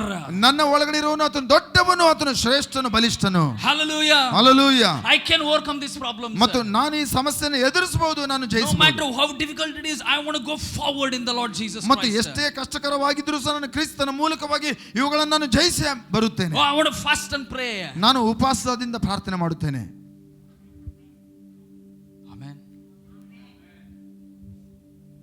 How many of us, we have taken the decision, I want to fast and pray. ಮತ್ತು ಎಷ್ಟು ಜನ ನಾವು ನಿರ್ಧಾರಗಳನ್ನು ಮಾಡಿದ್ದೇವೆ, ಉಪವಾಸದಿಂದ ನಾನು ಪ್ರಾರ್ಥನೆ ಮಾಡುತ್ತೇನೆ ಎಂಬುದಾಗಿ. ಚರ್ಚ್ ಮಾಡಲ್ಲ ಉಪವಾಸ ಪ್ರಾರ್ಥನೆ? ಉಪವಾಸ ಪ್ರಾರ್ಥನೆ ಮಾಡ್ತೀರಾ? Hallelujah. ಮಾಡ್ತಾ ಇದ್ದೀರಾ? For you to see the fulfillment of God's promises in your life. ನಿಮ್ಮ ಜೀವಿತದಲ್ಲಿ ದೇವರು ನಿಮಗಾಗಿಟ್ಟಿರುವಂತಹ ಉದ್ದೇಶಗಳನ್ನು ನೆರವೇರಿಸುವಿಕೆಯನ್ನು ನೀವು ನೋಡಬೇಕಂದ್ರೆ you have to bring your body, mind, soul and spirit and surrender before the Lord. ನಿಮ್ಮ ಪ್ರಾಣ, ಆತ್ಮ, ಶರೀರಗಳನ್ನು ದೇವರ ಸನ್ನಿಧಾನದಲ್ಲಿ ದೇವರಿಗೆ ಆಧೀನರಾಗಿ ಅದು ಇಡಬೇಕಾಗಿದೆ. ಬ್ರದರ್, ಅದು ಹೇಗೆ ಮಾಡಬೇಕು? ಅದು ಹೇಗೆ ಮಾಡೋದು? ಉಪವಾಸ ಪ್ರಾರ್ಥನೆ. ಉಪವಾಸ ಪ್ರಾರ್ಥನೆ ಮಾಡ್ರಿ. Personal fasting. ಮತ್ತು ವ್ಯಕ್ತಿಗತವಾಗಿ ಉಪವಾಸ ಪ್ರಾರ್ಥನೆ ಮಾಡ್ರಿ. Not only when the church calls you fasting, but personal fasting. ಸಭೆಯಲ್ಲಿ ಉಪವಾಸ ಪ್ರಾರ್ಥನೆ ಇದೆ ಅಂತ ಅನೌನ್ಸ್ ಮಾಡಿದಾಗ ಮಾತ್ರ ಉಪವಾಸ ಅಲ್ಲ, ನೀವು ವ್ಯಕ್ತಿಗತವಾಗಿ ಉಪವಾಸದಿಂದ ಪ್ರಾರ್ಥನೆ ಮಾಡ್ರಿ. Personal fasting, allows you to live a life that is sacrifice unto God. ಮತ್ತು ಆ ಒಂದು ವ್ಯಕ್ತಿಗತವಾಗಿ ನೀವು ಮಾಡುವಂತ ಉಪವಾಸಗಳು ದೇವರಿಗಾಗಿ ತ್ಯಾಗಮಯವಂತ ಜೀವಿತವನ್ನ ನೀವು ಜೀವಿಸಲಿಕ್ಕೆ ಆತನ ಮಹಿಮೆಗಾಗಿ Bible says, ಮಾಡ್ತೀರಾ. offer your body as a living sacrifice to God. ಮತ್ತು ನಿಮ್ಮ ಶರೀರಗಳನ್ನ ದೇವರಿಗೆ ಮೆಚ್ಚುಗೆಯಾಗಿ ಸಜೀವ ಯಜ್ಞವಾಗಿ ನೀವು ಅರ್ಪಿಸಿರಿ ಎಂಬುದಾಗಿ ದೇವರ ವಾಕ್ಯ ಹೇಳ್ತದೆ. Living and sacrifice, living and sacrifice, ಜೀವಿಸೋದು ಬಲಿ ಅರ್ಪಿಸೋದು, ಜೀವಿಸೋದು ಅರ್ಪಿಸೋದು, ಜೀವಿಸೋದು ಅರ್ಪಿಸೋದು. ಅದು ಹೆಂಗೆ? ಅದು ಹೇಗೆ? ಜೀವಿಸೋದು ಅದೇ ಟೈಮ್ಗೆ ಅರ್ಪಿಸೋದು, living sacrifice. How you can do? By only through fasting and prayer.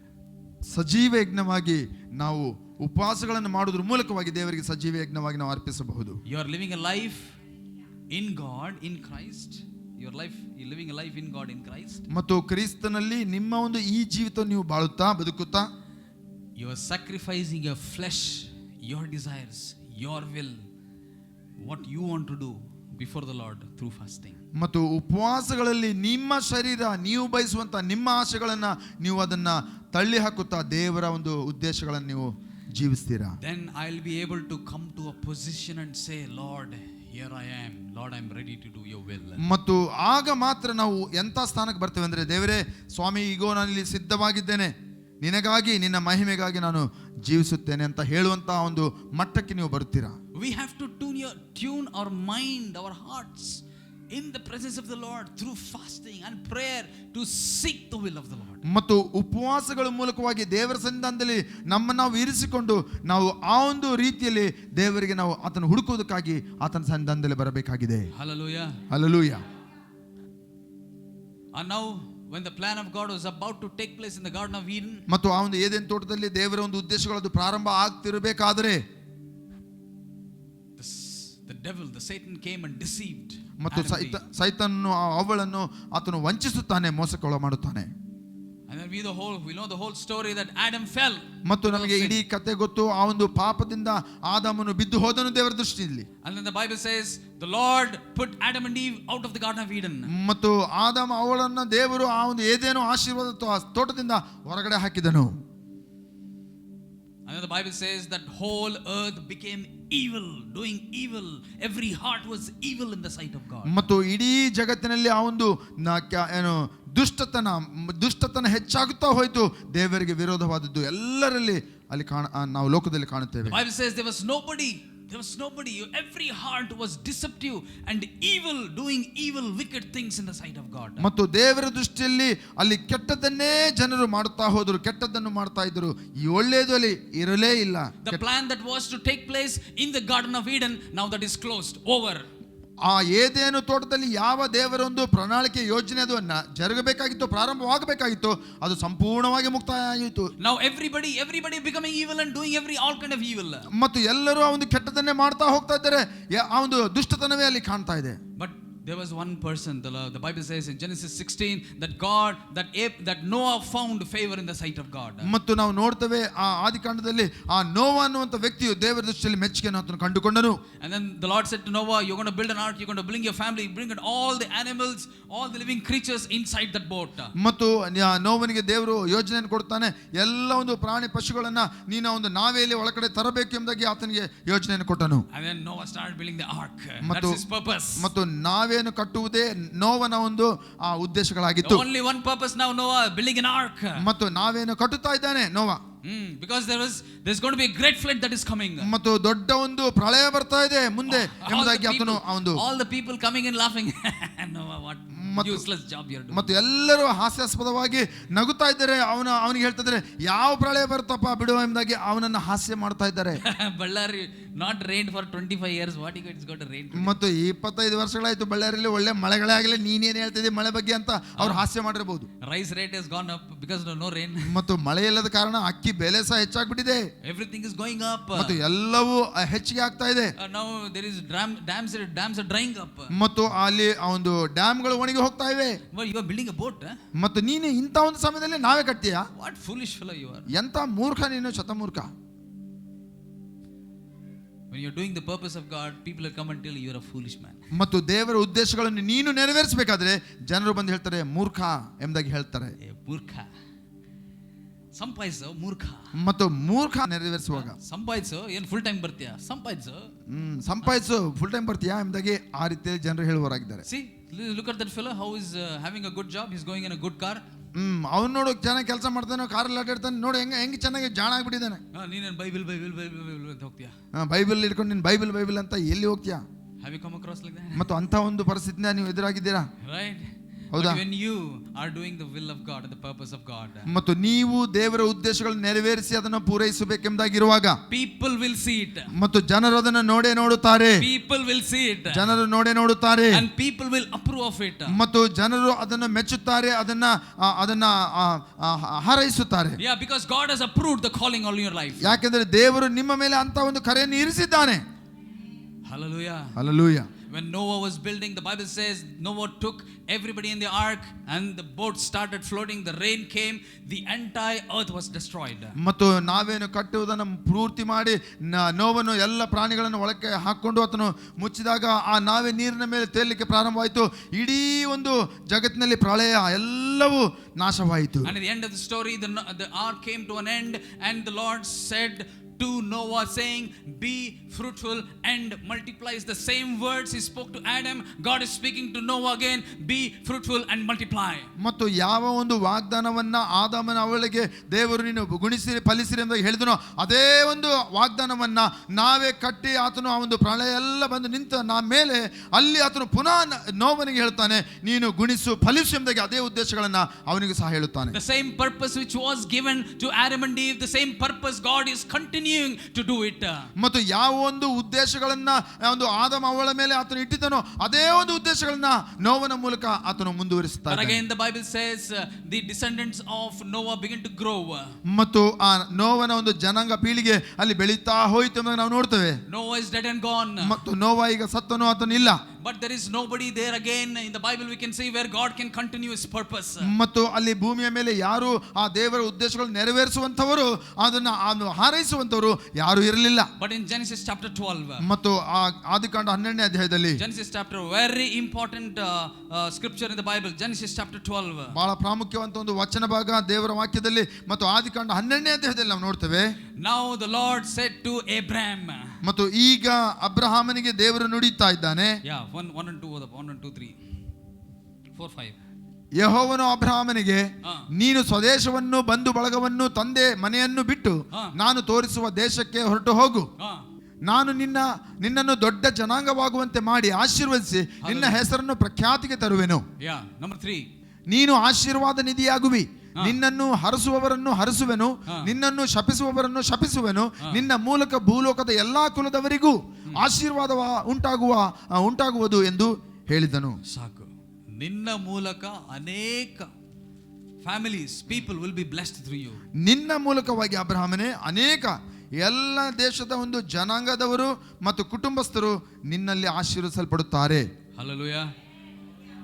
God found Noah, now God is finding Abraham. ಮತ್ತು ನೋವನನ್ನು ದೇವರು ಕಂಡುಕೊಂಡನು, ಅದಾದ ನಂತರ ಇಲ್ಲಿ ಅಬ್ರಹಾಮನನ್ನು ದೇವರು ಆತನು ಹಿಡಿದನು. Where was Abraham? Abraham was the son of Terah. ಮತ್ತು ಅಬ್ರಹಾಮನು ತೇರನ ಮಗನ. He was living in Haran. ಮತ್ತು ಆತನು ಹರಾನ್ ಅನ್ನುವಂತ ಒಂದು ದೇಶದಲ್ಲಿದ್ದನು. This is the family were given to idolatry actually. ಮತ್ತು ಇವರು ಎಂತ ಕುಲಸ್ಥರು ಅಂದ್ರೆ, ಎಂತ ಕುಟುಂಬದವರು ಅಂದ್ರೆ ವಿಗ್ರಹಕ್ಕೆ ಆರಾಧನೆ ಮಾಡುವಂತವರು. Hallelujah. Oh, Abraham, I thought he's a great man of God. ಮತ್ತು ಅಬ್ರಹಾಮ ನಾನು ಅಂದುಕೊಂಡೆ ದೊಡ್ಡ ವ್ಯಕ್ತಿ, ದೊಡ್ಡ ದೇವರ ವ್ಯಕ್ತಿ ಎಂಬುದಾಗಿ. He comes from a very big good godly family. Godly family he comes from. ಮತ್ತು ನಾನು ಅಂದುಕೊಂಡೆ ಒಳ್ಳೆ ದೈವಿಕ ಕುಟುಂಬದಿಂದ ಬಂದವನಾಗಿರಬೇಕು ಅಬ್ರಹಾಮ ಎಂಬುದಾಗಿ. And one more problem. ಮತ್ತು ಇನ್ನೊಂದು ಸಮಸ್ಯೆ ಅದರಲ್ಲಿ. Turn to chapter 11. ಮತ್ತು 11ನೇ ಅಧ್ಯಾಯದಲ್ಲಿ God said, sometimes God chooses strange people. ಮತ್ತು ದೇವರು ಕೆಲವು ಬಾರಿ ಆಶ್ಚರ್ಯವಾಗಿ ಕೆಲವರನ್ನು ಆರಿಸಿಕೊಳ್ತಾನೆ. His choice is something very strange. ಮತ್ತು ಆತನ ಆಯ್ಕೆ ಬಹಳ ವಿಚಿತ್ರವಾದದ್ದು. We can't even think or imagine to such a person is God giving such a big promise. ಮತ್ತು ಇಂಥ ವ್ಯಕ್ತಿಗೆ ಇಂಥ ಒಂದು ಘನತೆ, ಇಂಥ ಗೌರವ ಎಂಬುದಾಗಿ ಅಂತ ಆಶ್ಚರ್ಯವನ್ನು ಉಂಟು ಮಾಡುವಂತ ರೀತಿಯಲ್ಲಿ ದೇವರು ಜನರನ್ನು ಆರಿಸಿಕೊಳ್ತಾನೆ. Genesis 11:29-30. ಮತ್ತು ಆದಿಕಾಂಡ 11ನೇ ಅಧ್ಯಾಯ 29-30. ಅಬ್ರಹಾಮನು ನಾಹೋರನು ತಮಗೆ ಹೆಂಡತಿಯರನ್ನು ತೆಗೆದುಕೊಂಡರು. ಅಬ್ರಹಾಮನ ಹೆಂಡತಿಯ ಹೆಸರು ಸಾರಾಯಳು. ನಾಹೋರನ ಹೆಂಡತಿಯ ಹೆಸರು ಮಿಲ್ಕಾ. ಈಕೆಯು ಹಾರಾನನ ಮಗಳು. ಹಾರಾನನು ಮಿಲ್ಕಳಿಗೂ ಇಸ್ಕಳಿಗೂ ತಂದೆ. Next 30, very important. ಆದರೆ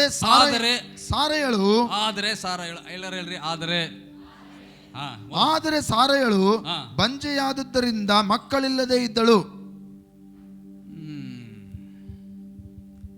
ಆರಿಸ್ಕೊಂಡು ಲಾರ್ಡ್ ಯು ಚೋಸನ್. ಮತ್ತು ನೀನು ಆರಿಸ್ಕೊಂಡಿದ್ದೇವ್ರೆ. God, didn't you know this? Sarah was barren. She's unable to actually bear.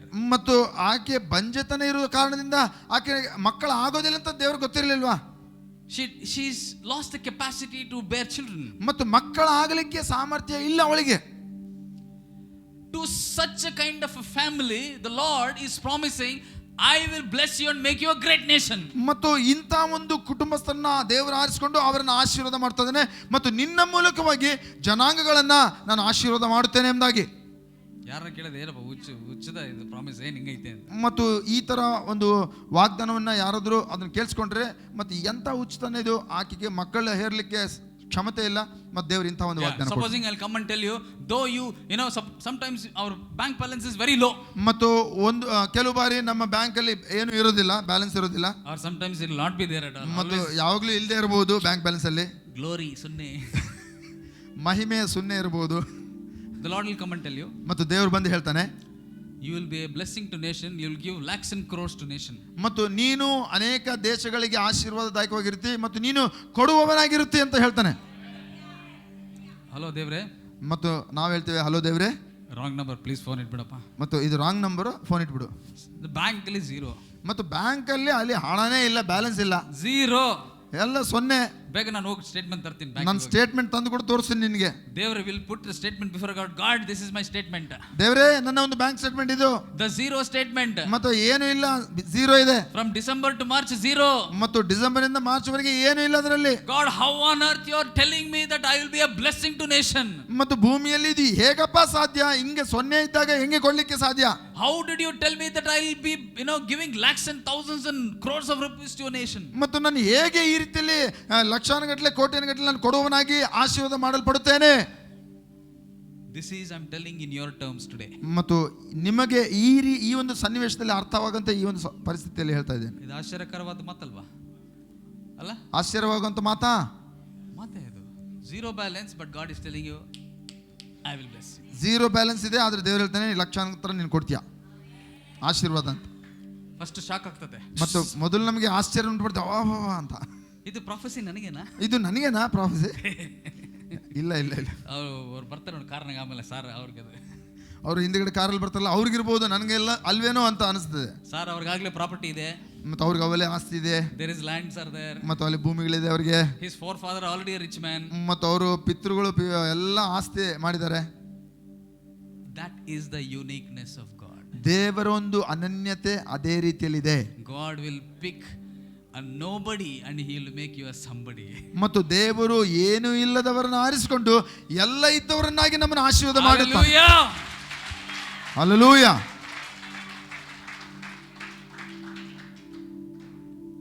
God will pick the most foolish fellow. ಮತ್ತು ದೇವರು ಬಹಳ ಮೂರ್ಖನನ್ನು ಆತನ ಆರಿಸಿಕೊಳ್ತಾನೆ. ಮೂರ್ಖ ಅಂದ್ರೆ ಅತಿ ಮೂರ್ಖ. the world is calling foolish. ಮತ್ತು ಲೋಕವೇ ಅವನನ್ನ ತೀರಾ ಮೂರ್ಖ ಅಂತ ಹೇಳ್ತಾರೆ, ಅಂತವನನ್ನ ಆರಿಸಿಕೊಳ್ತಾರೆ. ಕೆಲ್ಸಕ್ಕೆ ಬರ್ದವನು ಸರಿಯಾಗಿ ಹೇಳು. God will pick that person. ಮತ್ತು ದೇವರು ಅಂತವನನ್ನು ಆರಿಸಿಕೊಳ್ತಾನೆ.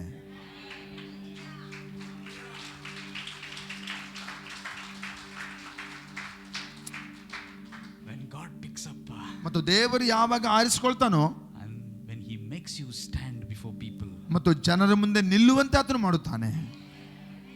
and when he makes you stand, ಮತ್ತು ನಿಮ್ಮನ್ನು ನಿಲ್ಲುವಂತೆ ಮಾಡಿದಾಗ you will not operate in your ability, ನೀವು ನಿಮ್ಮ ಸಾಮರ್ಥ್ಯದಲ್ಲಿ ಅಲ್ಲಿ ನಿಲ್ಲುವುದಿಲ್ಲ, you will operate in God's ability. ಮತ್ತು ನೀವು ದೇವರ ಒಂದು ಸಾಮರ್ಥ್ಯದಲ್ಲಿ ಅಲ್ಲಿ ನಿಲ್ತೀರಾ, ಕಾರ್ಯ ಮಾಡುತ್ತೀರಾ. Hallelujah. Hallelujah. It is no longer you, ಮತ್ತು ಅದು ಇನ್ನು ಯಾವ ಮಾತ್ರಕ್ಕೂ ಅದು ನೀವಲ್ಲ. it is God and his promise and his purpose through you. ದೇವರ ಉದ್ದೇಶ, ದೇವರ ಒಂದು ಯೋಜನೆ, ದೇವರ ಒಂದು ಕಾರ್ಯ ನಿಮ್ಮ ಮೂಲಕವಾಗಿ ಅಲ್ಲಿ ಜರುಗುತ್ತದೆ. Hallelujah. Hallelujah. In the same way Abraham, oh God, you came, you spoke, I'll make you blessing and make you a great nation.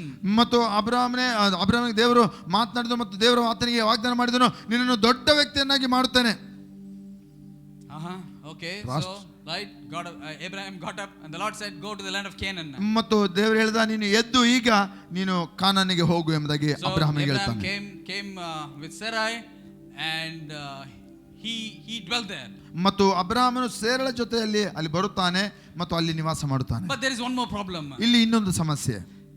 there is no food, there is famine in the land. ಅಲ್ಲಿ ಆ ಒಂದು ಪ್ರದೇಶದಲ್ಲಿ ಬರಗಾಲ, ಊಟ ಇಲ್ಲ. There is absolutely famine. There is absolutely no food in the land of Canaan. ಮತ್ತು ಕಾನಾನಿನಲ್ಲಿ ಊಟ ಇಲ್ಲದೆ ಇರುವಂತ ಬರಗಾಲದ ಒಂದು ಪರಿಸ್ಥಿತಿ.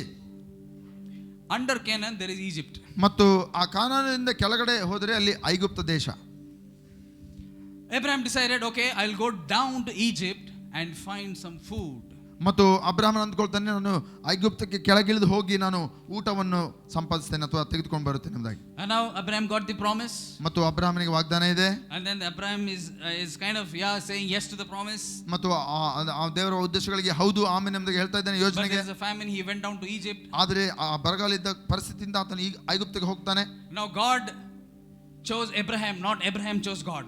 ಮತ್ತು ದೇವರು ಅಬ್ರಹಾಮನ ಆರಿಸಿಕೊಂಡಿದ್ದಾನೆ, ಅಬ್ರಹಾಮ ದೇವರನ್ನು ಆರಿಸಿಕೊಳ್ಳಿಲ್ಲ. Abraham was somewhere. ಅಬ್ರಹಾಮ ಎಲ್ಲೋ ಇದ್ದ. Yeah, he was in the land of Chaldeans. He was with his father. God called him there. ಮತ್ತು ಕಾಲ್ದಿಯರ ಒಂದು ದೇಶದಲ್ಲಿ ಅವನಿದ್ದ ಒಂದು ವ್ಯಕ್ತಿ, ದೇವರಿಗೆ ಆತನು ಪೂಜೆ ಮಾಡದಿರುವ, ದೇವರನ್ನು ಆರಾಧನೆ ಮಾಡದಿರುವಂತ ವ್ಯಕ್ತಿ. God met Abraham and gave the promise. ಮತ್ತು ದೇವರು ಅಬ್ರಹಾಮನನ್ನು ಕರೆದು ಅವನನ್ನು ಆಶೀರ್ವಾದ ಮಾಡಿದರು. Because God had to fulfill his plan and purpose on this earth. ಯಾಕಂದ್ರೆ ದೇವರು ತನ್ನ ಉದ್ದೇಶಗಳನ್ನ ಈ ಭೂಲೋಕದಲ್ಲಿ ಅಬ್ರಹಾಮನ ಮೂಲಕವಾಗಿ ನೆರವೇರಿಸಬೇಕಾಗಿತ್ತು. And then you see how God protected Abraham from many things because God had to fulfill. ಮತ್ತು ದೇವರು ತನ್ನ ಉದ್ದೇಶಗಳನ್ನು ನೆರವೇರಿಸುವುದಕ್ಕಾಗಿ ಯಾವ ರೀತಿಯಲ್ಲಿ ಅಬ್ರಹಾಮನನ್ನು ಆತನು ಸಂರಕ್ಷಿಸಬೇಕಾಯಿತು, ಭದ್ರಪಡಿಸಬೇಕಾಯಿತು ನೋಡ್ರಿ ವಾಕ್ಯದಲ್ಲಿ.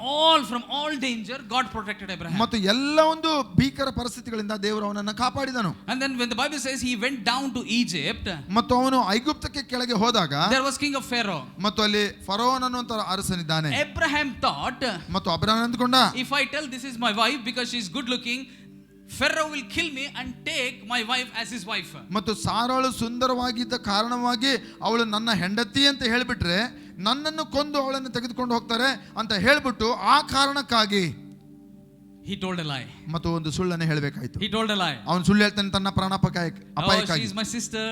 ಅವಳು ನನ್ನ ತಂಗಿ ಅಂತ ಹೇಳ್ತಾನೆ ಹೆಂಡತಿಯನ್ನ. Oh, she is my sister. ಸ್ವಂತ ಹೆಂಡತಿಯನ್ನ ಇವಳು ನನ್ನ ತಂಗಿ. Okay, yeah, good. Your sister. Pharaoh took her as our wife and he goes home. ಮತ್ತು ಅಬ್ರಹಾಮ ಆತನ ತಂಗಿ ಅಂತ ಹೇಳ್ಕೊಂಡಾಗ ಫರೋನು ಆತನ ನೋಡಿ, ಹೌದಾ ನಿನ್ನ ತಂಗಿಯ, ನಾನು ಹೆಂಡತಿಗೆ ಮಾಡ್ಕೊಳ್ತೀನಿ ಅಂತ ಅವಳನ್ನ ಕರ್ಕೊಂಡು ಹೋಗ್ಬಿಡ್ತಾನೆ ಅರಮನೆಗೆ. Sarah was in Pharaoh's house. ಮತ್ತು ಫರೋನ ಮನೆಯಲ್ಲಿ ಸೇರಾಳು ಇದ್ದಾಗ the Bible says God made, make plagues to come in Pharaoh's house. ಮತ್ತು ಆ ಒಂದು ಫರೋನ ಒಂದು ಅರಮನೆಯಲ್ಲಿ ಆ ಪೀಳಿಗೆಗಳು ಬರುವಂತೆ ಆತನು ಮಾಡಿದನು. ಅಂದ್ರೆ ದೋಷ ಬರುವಂತೆ ಮಾಡುತ್ತಾನೆ. ಪೀಳಿಗೆಗಳು. What does the Bible say in verse 12:17? Yeah, 12:17. ಆದರೆ ಕರ್ತನು ಫರೋಹನನ್ನು ಅವನ ಮನೆಯನ್ನು ಅಬ್ರಹಾಮನ ಹೆಂಡತಿಯಾದ ಸಾರಯಳಿಗಾಗಿ ಮಹಾಬಾಧೆಗಳಿಂದ ಬಾಧಿಸಿದನು. ಮಹಾಬಾಧೆಗಳಿಂದ ಬಾಧಿಸಿದನು. Caused plagues to come in Pharaoh's house because of Sarah. He has taken Sarah. ಮತ್ತು ಸಾರಳನ್ನು ಆ ಫರೋನು ಕರಕೊಂಡ ಕಾರಣವಾಗಿ ದೇವರು ಮಹಾ ಒಂದು ಬಾಧೆ ಅಥವಾ ಉಪದ್ರವ ಬರುವಂತೆ ಆತನಲ್ಲಿ ಮಾಡಿದನು. The Bible says, verse 18, Pharaoh called Abraham, Abraham, what did you done to me? Why didn't you tell that she's your wife? ಮತ್ತು ಆಗ ಫರೋನು ಅಬ್ರಹಾಮನ ಕರೆಕಳಿಸಿ, ನೀನು ನನಗೆ ಮಾಡಿದ್ದೇನು, ಈಕೆ ನಿನ್ನ ಹೆಂಡತಿ ಎಂದು ಯಾಕೆ ನನಗೆ ತಿಳಿಸಲಿಲ್ಲ? Why did you say that she is your sister? ಮತ್ತೆ ಯಾಕೆ ನಿನ್ನ ತಂಗಿ ಅಂತ ಹೇಳ್ಕೊಂಡೆ ಅಂತ ಬೈತಾನೆ. Now therefore here is your wife, take and go on your way. And so Pharaoh commanded his men concerning him and they sent him away with his wife and all he had. ಮತ್ತು ನೀನು ಆಕೆ ನನ್ನ ಸಹೋದರಿ ಎಂದು ಯಾಕೆ ಹೇಳಿದಿ? ನೀನು ಹಾಗೆ ಹೇಳಿದ್ದರಿಂದ ಆಕೆಯನ್ನು ನನಗೆ ಹೆಂಡತಿಯಾಗಿ ಇಟ್ಟುಕೊಳ್ಳುವುದಕ್ಕಿದ್ದೆನು. ಆದರೆ ಈಗ ನಿನ್ನ ಹೆಂಡತಿ ಆಕೆಯನ್ನು ತೆಗೆದುಕೊಂಡು ಹೋಗು ಅಂದನು. ಮತ್ತು ಫರೋನು ತನ್ನ ಜನರಿಗೆ ಅವನ ವಿಷಯದಲ್ಲಿ ಅಪ್ಪಣೆ ಕೊಡಲು ಅವನನ್ನು ಅವನ ಹೆಂಡತಿಯನ್ನು ಅವನಿಗೆ ಇದ್ದದ್ದೆಲ್ಲವನ್ನು not only his wife, ಇದ್ದದ್ದೆಲ್ಲನ್ನು he sent his wife and all that he had along with Abraham. ಆತನು ಇದ್ದದ್ದೆಲ್ಲವನ್ನ ಅಬ್ರಹಾಮನ ಜೊತೆಯಲ್ಲಿ ಸರಳ ಜೊತೆಯಲ್ಲಿ ಆತನು ಕಳಿಸಿಕೊಟ್ಟನು. The Bible says chapter 15 verse 1. ಮತ್ತು 15ನೇ ಒಂದು ಅಧ್ಯಾಯ 1ನೇ ವಚನ. After these things, the Bible says after these things. ಇವೆಲ್ಲವುಗಳಾದ ಮೇಲೆ the Bible says that do not be afraid, Abraham, do not be afraid. I am your shield and your exceeding great reward. ಇವುಗಳಾದ ಮೇಲೆ ಕರ್ತನ ವಾಕ್ಯವು ಅಬ್ರಹಾಮನಿಗೆ ದರ್ಶನದಲ್ಲಿ ಬಂದು, ಅಬ್ರಹಾಮನೇ ಭಯಪಡಬೇಡ, ನಾನೇ ನಿನ್ನ ಗುರಾಣಿಯು, ನಿನ್ನ ಅತ್ಯಧಿಕವಾದ ಬಹುಮಾನವೂ ಆಗಿದ್ದೇನೆ ಎಂದು ಹೇಳಿದನು. Hallelujah. But what was Abraham's reply? ಮತ್ತು ಅಬ್ರಹಾಮನ ಒಂದು Lord, what will you give me? ತಪ್ಪು I ಏನು? am going childless. ಮತ್ತು ದೇವರೇ, ನಾನು ಮಗುವೇ ಇಲ್ಲ, ನನಗೆ ಮಗು ಇಲ್ಲದಂತ ಒಂದು ಈ ಸ್ಥಿತಿಯಲ್ಲಿ ನೀನು ನನ್ನನ್ನು ಏನು ಆಶೀರ್ವಾದ ಮಾಡ್ತೀಯಪ್ಪ ಅಂತ. ಅದಕ್ಕೆ ಅಬ್ರಹಾಮನ ಕರ್ತನೇ, ನಾನು ಸಂತಾನವಿಲ್ಲದವನಾಗಿ ಹೋಗುವೇನಾದ್ದರಿಂದ ನನ್ನ ಆಸ್ತಿಯೆಲ್ಲ ದಮಸ್ಕದ ಎಲಿಯೇಜರ್ನ ಪಾಲಾಗುವುದಲ್ಲ ಅಂದನು. So he already had a plan. He already had a plan that he will, bring somebody and make the heir. ಮತ್ತು ಅಬ್ರಹಾಮನು ಆಗಲೇ ಮಕ್ಕಳಾಗದೇ ಇರುವಂತ ಕಾರಣವಾಗಿ ಇನ್ನೊಬ್ಬರನ್ನ ತನ್ನ ಮಗನಾಗಿ ಆತನು ಮಾಡಿಕೊಳ್ಳಲಿಕ್ಕೆ ಪ್ರಯತ್ನ ಮಾಡ್ತಾ ಇದ್ದಾನೆ. Because everything seems impossible to Abraham. ಯಾಕಂದ್ರೆ ಅವನ ದೃಷ್ಟಿಯಲ್ಲಿ ತಾನು ಏನು ಆಗುವುದಿಲ್ಲ ಅನ್ನುವಂತ ಸ್ಥಿತಿಯಲ್ಲಿ ಆತನಿದ್ದಾನೆ. But the Lord is saying, I am your great and your shield and very great reward. You will inherit the earth. You will have children. You will be the father of many nations. ನಾನೇ ನಿನ್ನ ಗುರಾಣಿಯು, ಅತ್ಯಧಿಕವಂತ ಬಹುಮಾನವು ನಾನೇ ಎಂಬುದಾಗಿ ದೇವರು ಅಬ್ರಹಾಮನಿಗೆ ಹೇಳ್ತಾ ಇದ್ದಾನೆ. And then the Bible says in verse, the Bible says in chapter 16, ಮತ್ತು 16ನೇ ಅಧ್ಯಾಯದಲ್ಲಿ ನಾವು ನೋಡ್ತೇವೆ ದೇವರು ಹೇಳ್ತಾನೆ, after he has received the promise, ಮತ್ತು ವಾಗ್ದಾನವನ್ನು ಸ್ವೀಕರಿಸಿದ ನಂತರ in chapter 16 ಮತ್ತು 16ನೇ ಒಂದು ಅಧ್ಯಾಯದಲ್ಲಿ Ishmael is born. ಮತ್ತು ಇಷ್ಮಾಯೇಲನು ಹುಟ್ಟುತ್ತಾನೆ. The child that is not of the promise of God. ಮತ್ತು ಆ ದೇವರ ಒಂದು ವಾಗ್ದಾನಗಳ ಮೇರೆಗೆ ಇಲ್ಲದೆ ಇರುವಂತ ಒಂದು ಮಗು ಸಂತಾನ. There is a fight, there is confusion, there is battle in the house. ಮತ್ತು ಅಲ್ಲಿ ಒಂದು ಹೋರಾಟ, ಅವರಲ್ಲಿ ಒಂದು ಹೋರಾಟ, ಹೆಚ್ಚೆಚ್ಚಂತ ಹೋರಾಟ ಇದೆ. Oh, I'm not seeing the fulfillment of the promise of God. ದೇವರ ವಾಗ್ದಾನಗಳ ನೆರವೇರಿಕೆ ನಾನು ಕಾಣ್ತಾ ಇಲ್ಲ, ನನ್ನ ಮುಂದೆ ಆಗ್ತಾ ಇದ್ದಂತೆ ಅನಿಸ್ತಾ ಇಲ್ಲ. Let me work out the plan of God. ಮತ್ತು ನಾನು ಅದರ ಪ್ರಯಾಸ ಮಾಡುತ್ತೇನೆ, ಆ ಒಂದು ನೆರವೇರಿಕೆಯನ್ನು ನಾನು ಏನಾದರೂ ಪ್ರಯಾಸ ಮಾಡಿ. Abraham, go take Hagar as your wife. ಮತ್ತು ಅಬ್ರಹಾಮನೇ ಹೋಗಿ ಹಾಗರ ಜೊತೆ ನೀನು ಮಲಗು. And then there was born Ishmael. ಮತ್ತು ನಿಮಗೆ ಒಂದು ಸಂತಾನವಾಗಲಿ ಅಂತ ಯೋಚನೆ ಮಾಡ್ತಾರೆ. God is still protecting. ಮತ್ತು ದೇವರು ಆದರೂ ಸಹ ಅಲ್ಲಿ ಕಾಪಾಡುತ್ತಾನೆ. There were mistakes from Abraham. ಮತ್ತು ಅಬ್ರಹಾಮನ ಪಕ್ಷದಿಂದ ಕೆಲವು ತಪ್ಪುಗಳು ಆಗಿಬಿಟ್ಟಿದ್ದಾವೆ. There was mistake from Sarah. ಸೇರಳಿಂದ ಕೆಲವು ತಪ್ಪುಗಳು ಆ ಒಂದು ವಿಷಯದಲ್ಲಿ ಆಗಿಬಿಟ್ಟಿದ್ದಾವೆ. But still the promise of God remained for Abraham and Sarah. ಮತ್ತು ಆದರೂ ಸಹ ಅಬ್ರಹಾಮ ಮತ್ತು ಸೇರಳಿಗೋಸ್ಕರ ದೇವರ ಉದ್ದೇಶಗಳು ಹಾಗೆ ಅವು ಇವೆ. Hallelujah. Hallelujah. Today you might have made hundreds of mistakes in your life. ಮತ್ತು ನಿಮ್ಮ ಜೀವಿತದಲ್ಲಿ ಎಷ್ಟೇ ತಪ್ಪುಗಳನ್ನು ನೀವು ಮಾಡಿದ್ರೂ ಸಹ you may feel, oh, I've done so many mistakes, I'm not worthy of the Lord. ಮತ್ತು ನಾನು ಎಷ್ಟೋ ತಪ್ಪುಗಳನ್ನು ಮಾಡಿದ್ದೇನೆ, ನಾನು ಯೋಗ್ಯನಲ್ಲ ದೇವರ ಆಶೀರ್ವಾದಕ್ಕೆ ಅಂತ ನೀವು ಅಂದುಕೊಂಡ್ರೂ ಸಹ. But I have a good news for you. ಮತ್ತು ನಿಮಗಾಗಿ ಒಂದು ಸಿಹಿ ಸುದ್ದಿ. God has a plan for you. ಮತ್ತು ದೇವರು ನಿಮಗಾಗಿ ಆತನ ಒಂದು ಯೋಜನೆಯನ್ನು ಇಟ್ಟಿದ್ದಾನೆ. God still has a plan and a purpose for your life. ಇನ್ನೂ ಸಹ ಆತನ ಉದ್ದೇಶಗಳು ನಿಮ್ಮ ಜೀವಿತಕ್ಕಾಗಿ ಇದೆ. In spite of all your blunders and wonders and all that you did. ಎಂತ ಒಂದು ಘೋರ ತಪ್ಪುಗಳು ನಮ್ಮಿಂದ ಆದಾಗ್ಯೂ ಸಹ, even the last week you must have committed some great ಮತ್ತು ಗತ ವಾರದಲ್ಲಿ ಒಂದು ದೊಡ್ಡ ತಪ್ಪು ನಿಮ್ಮಿಂದ ಆಗಿರಬಹುದೇನೋ. and you must have come here, Lord, I've done such a great thing. ಮತ್ತು ಅಯ್ಯೋ ದೇವರೇ, ಇಷ್ಟೊಂದು ತಪ್ಪು ಮಾಡಿ ನಾನು ಇಲ್ಲಿ ಬಂದಿದ್ದೇನೆ. will you ever consider me? ಮತ್ತು ನೀನು ಇನ್ನೂ ಸಹ ನನ್ನನ್ನು ಬಯಸ್ತೀಯಾ? will you ever look upon me? ಮತ್ತು ಇನ್ನೂ ನನ್ನನ್ನು ನೀನು ಎದುರು ನೋಡ್ತಾ ಇದೀಯಾ? the Lord is saying yes. ದೇವರು ಹೇಳ್ತಾನೆ, ಹೌದು, ನಾನು ಎದುರು ನೋಡ್ತಾ ಇದ್ದೆ. how much ever the mistakes, ಎಷ್ಟೇ ದೊಡ್ಡ ತಪ್ಪು ಆಗಲಿ ದೇವರ ಕಣ್ಣು ನಿನ್ನ ಮೇಲೆ ಇದೆ. ಎಷ್ಟೇ ತಪ್ಪು ಕಂಡು ಸಹ ದೇವರ ದೃಷ್ಟಿ ಆತನು ನಿನ್ನ ಮೇಲೆ ಇಟ್ಟಿದ್ದಾನೆ. his purpose and will never ever be done away. ಮತ್ತು ಆ ದೇವರ ಉದ್ದೇಶಗಳು, ಯೋಜನೆಗಳು ನಿಮ್ಮಿಂದ ಅದು ತಪ್ಪಿಸಿಕೊಂಡು ಹೋಗ್ಲಿಕ್ಕೆ ಸಾಧ್ಯವೇ ಇಲ್ಲ. there is one way only, there is one way. ಅದು ಒಂದೇ ರೀತಿಯಲ್ಲಿ ಮಾತ್ರ ತಪ್ಪಿಸಲಿಕ್ಕೆ ಸಾಧ್ಯ. if you go up heaven, finish class. ಮತ್ತು ನೀವು ನಿಮ್ಮ ಜೀವಿತ ಇಲ್ಲಿ ಅದು ಮುಕ್ತಾಯವಾಗಿ ನೇರವಾಗಿ ಮೇಲಕ್ಕೆ ಹೋಗ್ಬಿಟ್ರೆ ಅದು ಮುಕ್ತಾಯಿತು. what the purpose you are supposed to fulfill, it will go to somebody else. ಮತ್ತು ಯಾವ ಒಂದು ಉದ್ದೇಶಗಳು ನಿಮ್ಮ ಮೂಲಕವಾಗಿ ಮಾಡಬೇಕಾಗಿತ್ತು ಅದು ಇನ್ನೊಬ್ಬರ ಮೂಲಕವಾಗಿ ಅದು ಆಗ ಆಗ್ತದೆ. hallelujah. Hallelujah. God will never stop. ಮತ್ತು ದೇವರು ಅದನ್ನು ನಿಲ್ಲಿಸಲಿಕ್ಕೆ ಆಗೋದಿಲ್ಲ. for an airplane there is no reverse gear. ಮತ್ತು ಏರೋಪ್ಲೇನ್ಗೆ ರಿವರ್ಸ್ ಗೇರ್ ಇಲ್ಲ ರೀ. ಒಂದ್ಸರಿ ಟೇಕ್ ಆಫ್ ಆದ್ರೆ ಹೋಗ್ತಾ ಇರ್ತದೆ ಅಷ್ಟೇ. hallelujah. Amen. we have to join We have to humble ourselves before God. We have to come before God. ಮತ್ತು ನಾವು ನಮ್ಮನ್ನು ತಗ್ಗಿಸಿಕೊಂಡವರಾಗಿ, ನಾವು ದೇವರ ಮುಂದೆ ನಮ್ಮನ್ನು ನಾವು ಇರಿಸಿಕೊಂಡವರಾಗಿ ನಾವು ಆತನ ಉಪಸ್ಥಿತಿಯಲ್ಲಿ ಬರಬೇಕಾಗಿದೆ. If I don't find God's will and purpose, whose loss it is? ಮತ್ತು ನಾನು ಆ ಒಂದು ದೇವರ ಉದ್ದೇಶಗಳಿಗೆ ನಾನು ಒಳಗಾಗದೆ ಹೋದ್ರೆ, ಸೇರಿ ಬರದೆ ಹೋದ್ರೆ ಯಾರಿಗೆ ನಷ್ಟ? ದೇವರಿಗೆ ನಷ್ಟನಾ? ದೇವ್ರಿಗೆ ನಷ್ಟ ಆಗುತ್ತಾ? ದೇವ್ರಿಗೆ ನಷ್ಟ ಇಲ್ರಿ.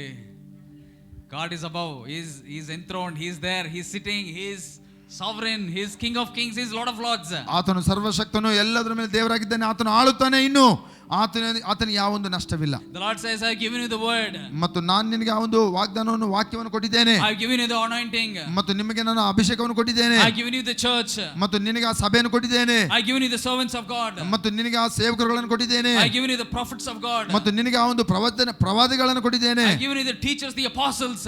ಮತ್ತು ನಿಮಗೆ ಬೋಧಕರನ್ನ, ಅಪೊಸ್ತಲರನ್ನ ಕೊಟ್ಟಿದ್ದೇನೆ. I have given you all the messages that are there on the YouTube. ಮತ್ತು ಎಲ್ಲಾ ಯೂಟ್ಯೂಬ್ ನಲ್ಲಿರುವಂತಹ ಒಂದು ಸಂದೇಶಗಳನ್ನು ನಿಮಗೆ ಕೊಟ್ಟಿದ್ದೇನೆ. Hallelujah. Hallelujah. I have given you everything, but it is up to you. It is up to you. It is up to you. It is up to you to find the will of God, to fulfill the will of God in your life. ಮತ್ತು ಅದು ನಿನ್ನ ಪಕ್ಷ, ಅದು ನಿನ್ನ ಕಡೆಯಿಂದ ನೀನು ಅದನ್ನ ಆ ಒಂದು ದೇವರ ಉದ್ದೇಶಗಳನ್ನ ಕಂಡುಕೊಂಡು ನೆರವೇರಿಸಬೇಕಾಗಿದೆ. Hallelujah. Hallelujah.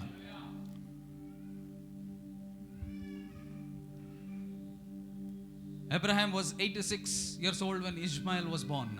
ಮತ್ತು ಅಬ್ರಹಾಮನು 86ನೇ ವಯಸ್ಸಿನ ಒಂದು ವೃದ್ಧನು ಮತ್ತು ಇಸ್ಮಾಯಿಲ್ ಅಲ್ಲಿ ಹುಟ್ಟಿದಾಗ. Chapter 17. ಮತ್ತು 17ನೇ ಅಧ್ಯಾಯದಲ್ಲಿ when Abraham 99 years old and the Lord appeared to Abraham again. ಮತ್ತೆ 17ನೇ ಅಧ್ಯಾಯದಲ್ಲಿ ನಾವು ನೋಡ್ತೇವೆ, ಮತ್ತು 99 ವಯಸ್ಸಿನಲ್ಲಿ ಇದ್ದಾಗ ಅಬ್ರಹಾಮನಿಗೆ ದೇವರು ಕಾಣಿಸ್ಕೊಳ್ತಾನೆ. How many times God is appearing to him? ಮತ್ತು ಎಷ್ಟು ಬಾರಿ ಆತನಿಗೆ ಕಾಣಿಸಿಕೊಂಡು ಮಾತನಾಡುತ್ತಾ ಇದ್ದಾನೆ. How many times has the Lord visited you in the last 1 year? ಮತ್ತು ಗತ ವರ್ಷದಲ್ಲಿ, ಒಂದು ವರ್ಷದಲ್ಲಿ ನಿಮ್ಮ ಜೊತೆಯಲ್ಲಿ ದೇವರು ಎಷ್ಟು ಬಾರಿ ಆತನು ನಿಮಗೆ ಕಾಣಿಸಿಕೊಂಡಿದ್ದಾನೆ, ಮಾತನಾಡಿದ್ದಾನೆ, ನಿಮಗೆ ವಾಕ್ಯ ಕೊಟ್ಟಿದ್ದಾನೆ. ಮಾತಾಡಿಲ್ವಾ ದೇವರು ನಿಮ್ಮ ಹತ್ರ? ಮಾತಾಡಿದಾರ? ಎಷ್ಟೊಂದು ಸರಿ ಸರಿದಿದ್ದಿಲ್ವಾ ನಿಮ್ಮ ದೇವರು ನಿಮ್ಮ ಹತ್ರ? the last 6 months ಅಲ್ಲಿ, 8 months ಅಲ್ಲಿ, has the Lord not pointed some things that has to be changed? ಮತ್ತು ನಿಮ್ಮ ಜೀವಿತದಲ್ಲಿ ಬೇಕಾಗಿರುವಂತಹ ಒಂದು ಬದಲಾವಣೆಗಳ ಬಗ್ಗೆ ದೇವರು ನಿಮ್ಮನ್ನು ಆತ ನೇರವಾಗಿ ಮಾತನಾಡಲಿಲ್ವಾ? ಮಾತಾಡಲಿಲ್ಲ ಅಂದ್ರೆ there is no point in sitting here in this church. ಮತ್ತು ಮಾತನಾಡದೇ ಇದ್ದರೆ ಇಲ್ಲಿ ಕೂತ್ಕೊಂಡು ವ್ಯರ್ಥ. God is always speaking. ಮತ್ತು ದೇವರು ಯಾವಾಗಲೂ ನಿರಂತರ ಮಾತನಾಡುವಂತ ದೇವರು. God always speaks through his servants. He speaks through visions. He speaks through dreams. ಮತ್ತು ದೇವರು ಆತನು ದರ್ಶನಗಳ ಮೂಲಕ, ಒಂದು ಕನಸುಗಳ ಮೂಲಕ, ದೇವರು ತನ್ನ ವಾಕ್ಯದ ಮೂಲಕ ಆತನನ್ನು ಮಾತನಾಡುತ್ತಾನೆ. He will not only encourage you, but he will also correct you. ಮತ್ತು ನಿಮ್ಮನ್ನು ಪ್ರೋತ್ಸಾಹಿಸುವುದು ಮಾತ್ರವಲ್ಲ, ಆತ ನಿಮ್ಮನ್ನು ಸರಿತಿದ್ದುತ್ತಾನೆ. Hallelujah. You know why he wants to correct you? Maybe the correction is very, very strong. Could be you are feeling very bad. ಮತ್ತು ತಿದ್ದುಪಡಿ ಅದು ಬಹಳ ಕಠಿಣಕರವಾಗಿ ಅನಿಸಬಹುದು, ಅದು ಬಹಳ ಪ್ರಾಮುಖ್ಯವಾಗಿದೆ, ನಿನಗೆ ಅದು ಕಷ್ಟ ಅನಿಸಬಹುದು, ಆದ್ರೂ ಸಹ ಅದು ನಿನಗೆ ಉತ್ತಮವಾದದ್ದು. Because he's a good father. ಯಾಕೆಂದ್ರೆ ಆತನು ಒಳ್ಳೆ ತಂದೆ ಆಗಿದ್ದಾನೆ, ನಿಮಗೆ ಒಳ್ಳೆ ತಂದೆ. He's a good father. ಆತನು ನಿಮಗೆ ಒಳ್ಳೆ ತಂದೆ ಆಗಿದ್ದಾನೆ. He wants to not only bless you, but he also wants to correct you and bring you back to the track.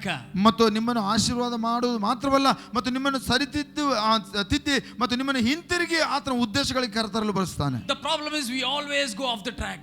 ಮತ್ತು ಸಮಸ್ಯೆ ಅಂದ್ರೆ ನಾವು ಯಾವಾಗಲೂ ದಾರಿ ತಪ್ಪಿ ಆ ಒಂದು ಹಾದಿಯಲ್ಲಿ ಇರ್ತೇವೆ, ತಪ್ಪಿದ ದಾರಿಯಲ್ಲಿ. ಮತ್ತೆ ಮತ್ತೆ we'll come back to the track. ಮತ್ತೆ ಆತನು ಆ ರೀತಿಯಲ್ಲಿ ತಿದ್ದುವಾಗ ಮತ್ತೆ ಹಿಂತಿರುಗಿ ನಾವು ಬರುತ್ತೇವೆ. ಮತ್ತೆ ಈ ಕಡೆ ಹೋಗ್ತೀವಿ, ಆ ಕಡೆ ಏನೋ ಕಾಣ್ತತೆ, ಮತ್ತೆ ಈ ಕಡೆ ಇನ್ನೊಂದು ದಿಕ್ಕಿನಲ್ಲಿ ಹೋಗ್ತಾ ಇರ್ತೇವೆ. ಮತ್ತೆ ದೇವರು ಪಟ ನೋಡಿದಾನ, ಮತ್ತೆ ದೇವರು ಇಲ್ಲಿಂದ ಮತ್ತೆ ಆತನು ತಿದ್ದುತ್ತಾನೆ. ಬರೇ ಜೀವನ ಎಲ್ಲ ಬರೇ ತಿದ್ದುಕೊಳ್ಳೋದಾದ್ರೆ ಇನ್ನು ಮುಂದೆ ಯಾವಾಗ ಹೋಗುವುದು? ಹಲ್ಲೆಲೂಯಾ. ನಾವು ತಿದ್ದುಕೊಂಡು ಅದನ್ನ ಅಲ್ಲೇ ಸರಿಪಡಿಸಬೇಕು. ದೇವರೇ, ನಾನು ಇದು ಆಯ್ತು, ಇವತ್ತು ನಾನು ಮಾಡುವುದಿಲ್ಲ. I have decided I will not do it again. ಮತ್ತೆ ಪುನಃ ನಾನು ಇದನ್ನು ಪುನರಾವರ್ತಿ ಮಾಡುವುದಿಲ್ಲ ಎಂಬುದಾಗಿ ನಾವು ನಿರ್ಧಾರ ಮಾಡಬೇಕಾಗಿದೆ. And I will do certain things. ಮತ್ತು ಕೆಲವು ಕಾರ್ಯಗಳನ್ನು ನಾನು ಮಾಡುತ್ತೇನೆ. I'll stop doing certain things and I'll start doing certain things. ಕೆಲವು ಕೆಲಸಗಳನ್ನು ನಾನು ನಿಲ್ಲಿಸುತ್ತೇನೆ, ಕೆಲವು ಕೆಲಸಗಳನ್ನು ನಾನು ಪ್ರಾರಂಭ ಮಾಡುತ್ತೇನೆ. Hallelujah. Hallelujah. Because God wants to fulfill his purpose. ಯಾಕೆಂದರೆ ದೇವರು ತನ್ನ ಉದ್ದೇಶಗಳನ್ನು ನಮ್ಮಲ್ಲಿ ನೆರವೇರಿಸಬೇಕೆಂದು ಬಯಸ್ತಾನೆ. Hallelujah. Hallelujah. ನಾನು ಅರ್ಧಕ್ಕೆ ಬಂದೆ ಮೆಸೇಜ್. ಹೋಗ್ಲಾ ಮುಂದೆ ಹೋಗೋಣ, ಸಾಗೋಣ, ಇನ್ನೊಂದು ಸ್ವಲ್ಪ ಬೇಗ ಸಾಗೋಣ. Hallelujah. Chapter 17, God appears to Abraham and says, today I'm going to change your name from Abraham to Abraham. ಮತ್ತು 17ನೇ ಅಧ್ಯಾಯದಲ್ಲಿ ದೇವರು ಅಬ್ರಹಾಮನಿಗೆ ನೀನು ಅಬ್ರಹಾಮ ಎಂಬುದಾಗಿ ಕರೆಯುತ್ತೇನೆ ಅಂತ ಹೇಳ್ತಾನೆ. ಇಷ್ಮಾಯಲ್ ಹುಟ್ಟಿದಾನೆ ಆಗ್ಲೇ. ಇಷ್ಮಾಯಲ್ ಇಸ್ born. ಇಸ್ಮಾಯೇಲ ಇದ್ದಾನೆ ಆಗ್ಲೇ ಮಗನ. God is coming again to Abraham. ಮತ್ತು ದೇವರೊಂದು ಆ ವಾಗ್ದಾನ ಬರ್ತಾ ಇದೆ. ಅಬ್ರಹಾಮನೇ, ಏಬ್ರಹಾಮನೇ. I am not going to call you as Abram. ಮತ್ತು ನೀನು ಅಬ್ರಾಮ್ ಅಲ್ಲ, ಅಬ್ರಹಾಮನಾಗಿದ್ದಿ. ಅಬ್ರಹಾಮನಾಗಿದ್ದಿ. ಸೇರಾಯ್, I am not going to call you as Sarai. ಸೇರಾಯಳು ನೀನು ಇನ್ನು ಯಾವ ಮಾತ್ರಕ್ಕೆ ಕರೆಯಲ್ಪಡುವುದಿಲ್ಲ. I will call you Sarah. ಮತ್ತು ಸಾರಳು ಎಂಬುದಾಗಿ ನೀನು ಕರೆಯಲ್ಪಡುತ್ತೀಯ. Abraham, father of nations. ಮತ್ತು ಅಬ್ರಹಾಮನೇ ಅಂತ ಹೇಳುವಾಗ ನೀನು ರಾಷ್ಟ್ರಗಳಿಗೆ ತಂದೆ ಆಗಿದ್ದಿ. Oh, anybody calls Abraham. ಮತ್ತು ಎಲ್ಲರೂ ಅಬ್ರಹಾಮನೇ ಅಂತ ಕರೆಯುವಾಗ, oh father of nations, ಓ ಎಲ್ಲ ರಾಷ್ಟ್ರಗಳಿಗೆ ತಂದೆ ಅಂತ ಕರೀತಾ ಇದ್ದಾರೆ. ನನ್ನ ಮಗ ಇಲ್ಲ, ಮತ್ತೆ ನನಗೆ ಮಗನೇ ಇಲ್ಲ.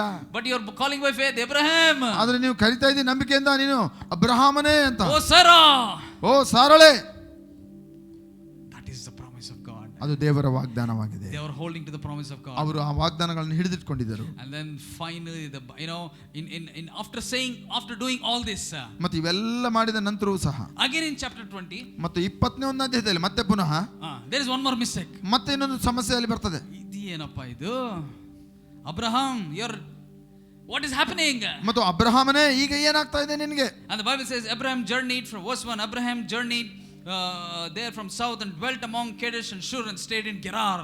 ಮತ್ತು ಅಬ್ರಹಾಮನು ಆ ಒಂದು ಸ್ಥಳದಿಂದ ಆತನು 21, ಅಬ್ರಹಾಮನು ಅಲ್ಲಿಂದ ಕಾನಾನ್ ದೇಶದ ದಕ್ಷಿಣ ಸೀಮೆಗೆ ಹೋಗುತ್ತಾ ಕಾದೇಶಿಗೂ ಶೂರಿಗೂ ನಡುವೆ ವಾಸ ಮಾಡಿಕೊಂಡು ಕೆಲವು ಕಾಲ ಗೆರಾರಿನಲ್ಲಿದ್ದನು. verse 2 ಮತ್ತು 2ನೇ ಒಂದು ವಚನ, ಅವನು ತನ್ನ ಹೆಂಡತಿಯಾದ ಸಾರಳನ್ನು ತಂಗಿ ಎಂದು ಹೇಳಿದನಾದ್ದರಿಂದ ಗೆರಾರಿನ ಅರಸನಾದ ಅಭಿಮೇಲಕನು ಕರೆ ಕಳುಹಿಸಿ ಆಕೆಯನ್ನು ತನ್ನ ಮನೆಯಲ್ಲಿ ಸೇರಿಸಿಕೊಂಡನು. ಮತ್ತೆ ಆಗ್ಲೇ ಒಂದ್ಸರಿ ತಂಗಿ ಅಂತ ಹೇಳ್ದಲ್ಲ. ಮತ್ತೆ ಏನ್ ಮಾಡ್ತದಾನೆ? ಮತ್ತೆ ಗೆರಾರ್ ರಾಜಗೆ ಏನ್ ಹೇಳ್ತದಾನೆ? ಮತ್ತೆ ತಂಗಿ. ಮತ್ತೆ ಗೆರಾರಿನಲ್ಲಿ ಅಂತ ಅಭಿಮೇಲಕನಿಗೆ ಹೇಳ್ತದೇನೆ, ಇವಳು ನನ್ನ ತಂಗಿ ಆಗಿದ್ದಾಳೆ ಅಂತ ಸಾರಳನ ಬಗ್ಗೆ ಹೇಳ್ತಾ ಇದ್ದಾನೆ. ಕಪಾಳಕ್ಕೆ ಯಾರು ಹೊಡಿಬೇಕು? ಯಾರಿಗೆ ಹೊಡಿಬೇಕು ಕಪಾಳಗೆ? ಸೇರಾಗ ಹೊಡಿಬೇಕಾ? ಅಬ್ರಾಮ್ ಹೊಡಿಬೇಕಾ? ಯಾರು ಹೊಡಿಬೇಕು? ಅಬ್ರಾಮ್ ಹೊಡಿಬೇಕು ಕಪಾಳಕ್ಕೆ, ಹೌದಾ? ಬಟ್ ದೇವ್ರ ಏನ್ ಮಾಡ್ದ ನೋಡ್ರಿ. What did the Lord do? Verse number 3. ಕರ್ತನ ಏನ್ ಮಾಡ್ತಾನೆ ನೋಡ್ರಿ, 3ನೇ ವಚನ. ಆದರೆ ರಾತ್ರಿಯಲ್ಲಿ ದೇವರು ಅಭಿಮೇಲಕನ ಕನಸಿನಲ್ಲಿ ಬಂದು, ನೀನು ಆ ಸ್ತ್ರೀಯನ್ನು ಸೇರಿಸಿಕೊಂಡದರಿಂದ ಸಾಯತಕ್ಕವನಾಗಿದ್ದಿ, ಆಕೆ ಮುತ್ತೈದೆ ಅಂದನು. ಹಲ್ಲೆಲೂಯಾ. ಯಾರು ಕಪಾಳ ಹೊಡಿಬೇಕು? ದೇವರ ಅಬ್ರಾಮ್ ಕಪಾಳ ಹೊಡಿಬೇಕು. ಯಾರು ಕಪಾಳ ಹೊಡಿತಾ ಇದ್ದಾನೆ ಇಲ್ಲಿ? ಅಭಿಮೇಲಕ ಕಪಾಳ ಹೊಡಿತಾ ಇದ್ದಾನೆ. ನೀ ಸತ್ತವನಂತ ಆಗ್ತೀರ ಅವಳು ಮುಟ್ಟಿದ್ರೆ ಅಂತ ಹೇಳ್ತಾನೆ. ಕನಸಿನಲ್ಲಿ ಬಂದು ದೇವರ ಅಬ್ರಾಮನನ್ನು ಕಾಪಾಡ್ತಾ ಇದ್ದಾನಲ್ಲಿ. ಹಲ್ಲೆಲೂಯಾ. ಯಾಕೆ ಕಾಪಾಡ್ತಾ ಇದ್ದಾನೆ? ಯಾಕೆ? ದೇವರ ಉದ್ದೇಶ ನೆರವೇರ್ಬೇಕು. ಹಲ್ಲೆಲೂಯಾ. ಪ್ರಾಮಿಸ್ ಇದೆ, ವಾಗ್ದಾನ ಇದೆ. ನಿನ್ನ ಮೂಲಕ, ನಿನ್ನ ಬೀಜದ ಮೂಲಕ, ನಿನ್ನ ರಕ್ತದಿಂದ ಬರುವಂತ ಆ ಒಂದು ಮಗನು ಮೂಲಕ ಮಾತ್ರವೇ ನಾನು ಮಾಡ್ತೇನೆ ಎಂಬುದಾಗಿ ಆ ವಾಗ್ದಾನ ಬರೋದ್ರ ಕಾರಣದಿಂದ ಆ ವಾಗ್ದಾನವನ್ನು ಪ್ರೊಟೆಕ್ಟ್ ಮಾಡುವುದಕ್ಕಾಗಿ ದೇವರು ಯಾರು ಬ್ಯಾಕ್ ಮಾಡ್ತಾ ಇದ್ದಾನೆ? ಬ್ಯಾಕಪ್ ಅಬ್ರಹಾಮ್ನ ಬ್ಯಾಕ್ ಮಾಡ್ತಾನೆ. ಹಲ್ಲೆಲೂಯಾ.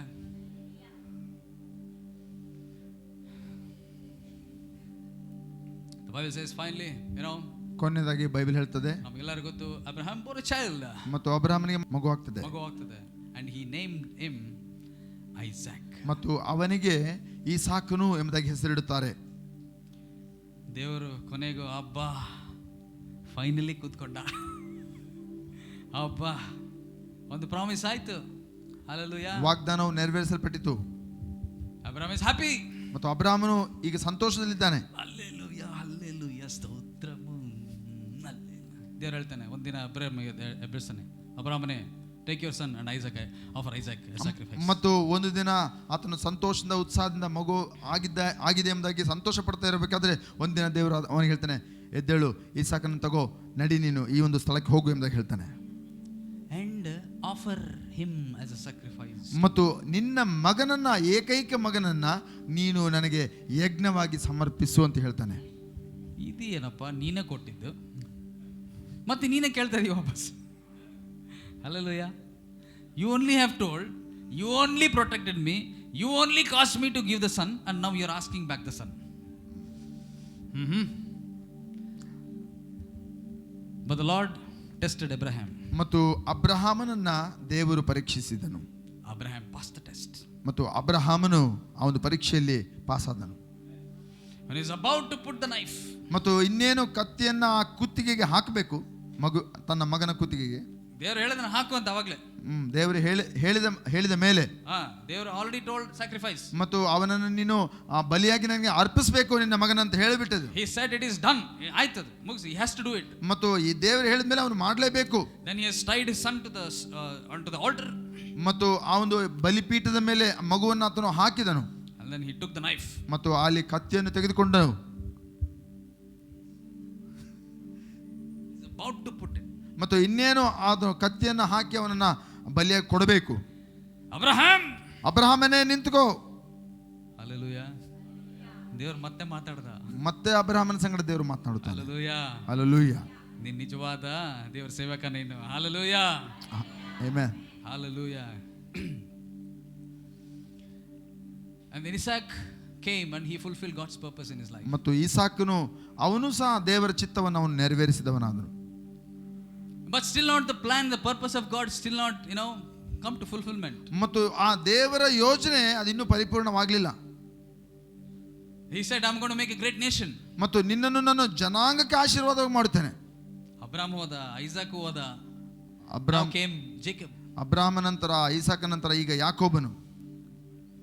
Jacob always deceiver. ಮತ್ತು ಯಾಕೋಬನು ಅವನು ಯಾವಾಗಲೂ ಮೋಸ ಮಾಡುವನೆಂಬುದಾಗಿ ಅವನನ್ನು ಕರೀತಾರೆ. ಅಲ್ಲಿ ಹೋದ, ಇಲ್ಲಿ ಹೋದ, ಅವ್ರ ಮಾಮನ ಮನೆಗೆ ಹೋದ, blessings ಕದ್ಕೊಂಡ್ಬಿಟ್ಟ. He stole the blessing of God. ಮತ್ತು ದೇವರ ಆಶೀರ್ವಾದಗಳನ್ನು ಕದ್ದನು. He could not face his brother. ಮತ್ತು ತನ್ನ ಅಣ್ಣನ ಮುಖಾಮುಖಿಯಾಗಿ ಭೇಟಿಯಾಗಲಿಕ್ಕೆ ಭಯ ಅವನಿಗೆ. ಇಂಥವನಿಂದ I have to fulfil purpose of God. ಮತ್ತು ಇಂಥವನಿಂದ ದೇವರ ಉದ್ದೇಶಗಳು ನೆರವೇರಿಸಬೇಕಾ? Oh my god.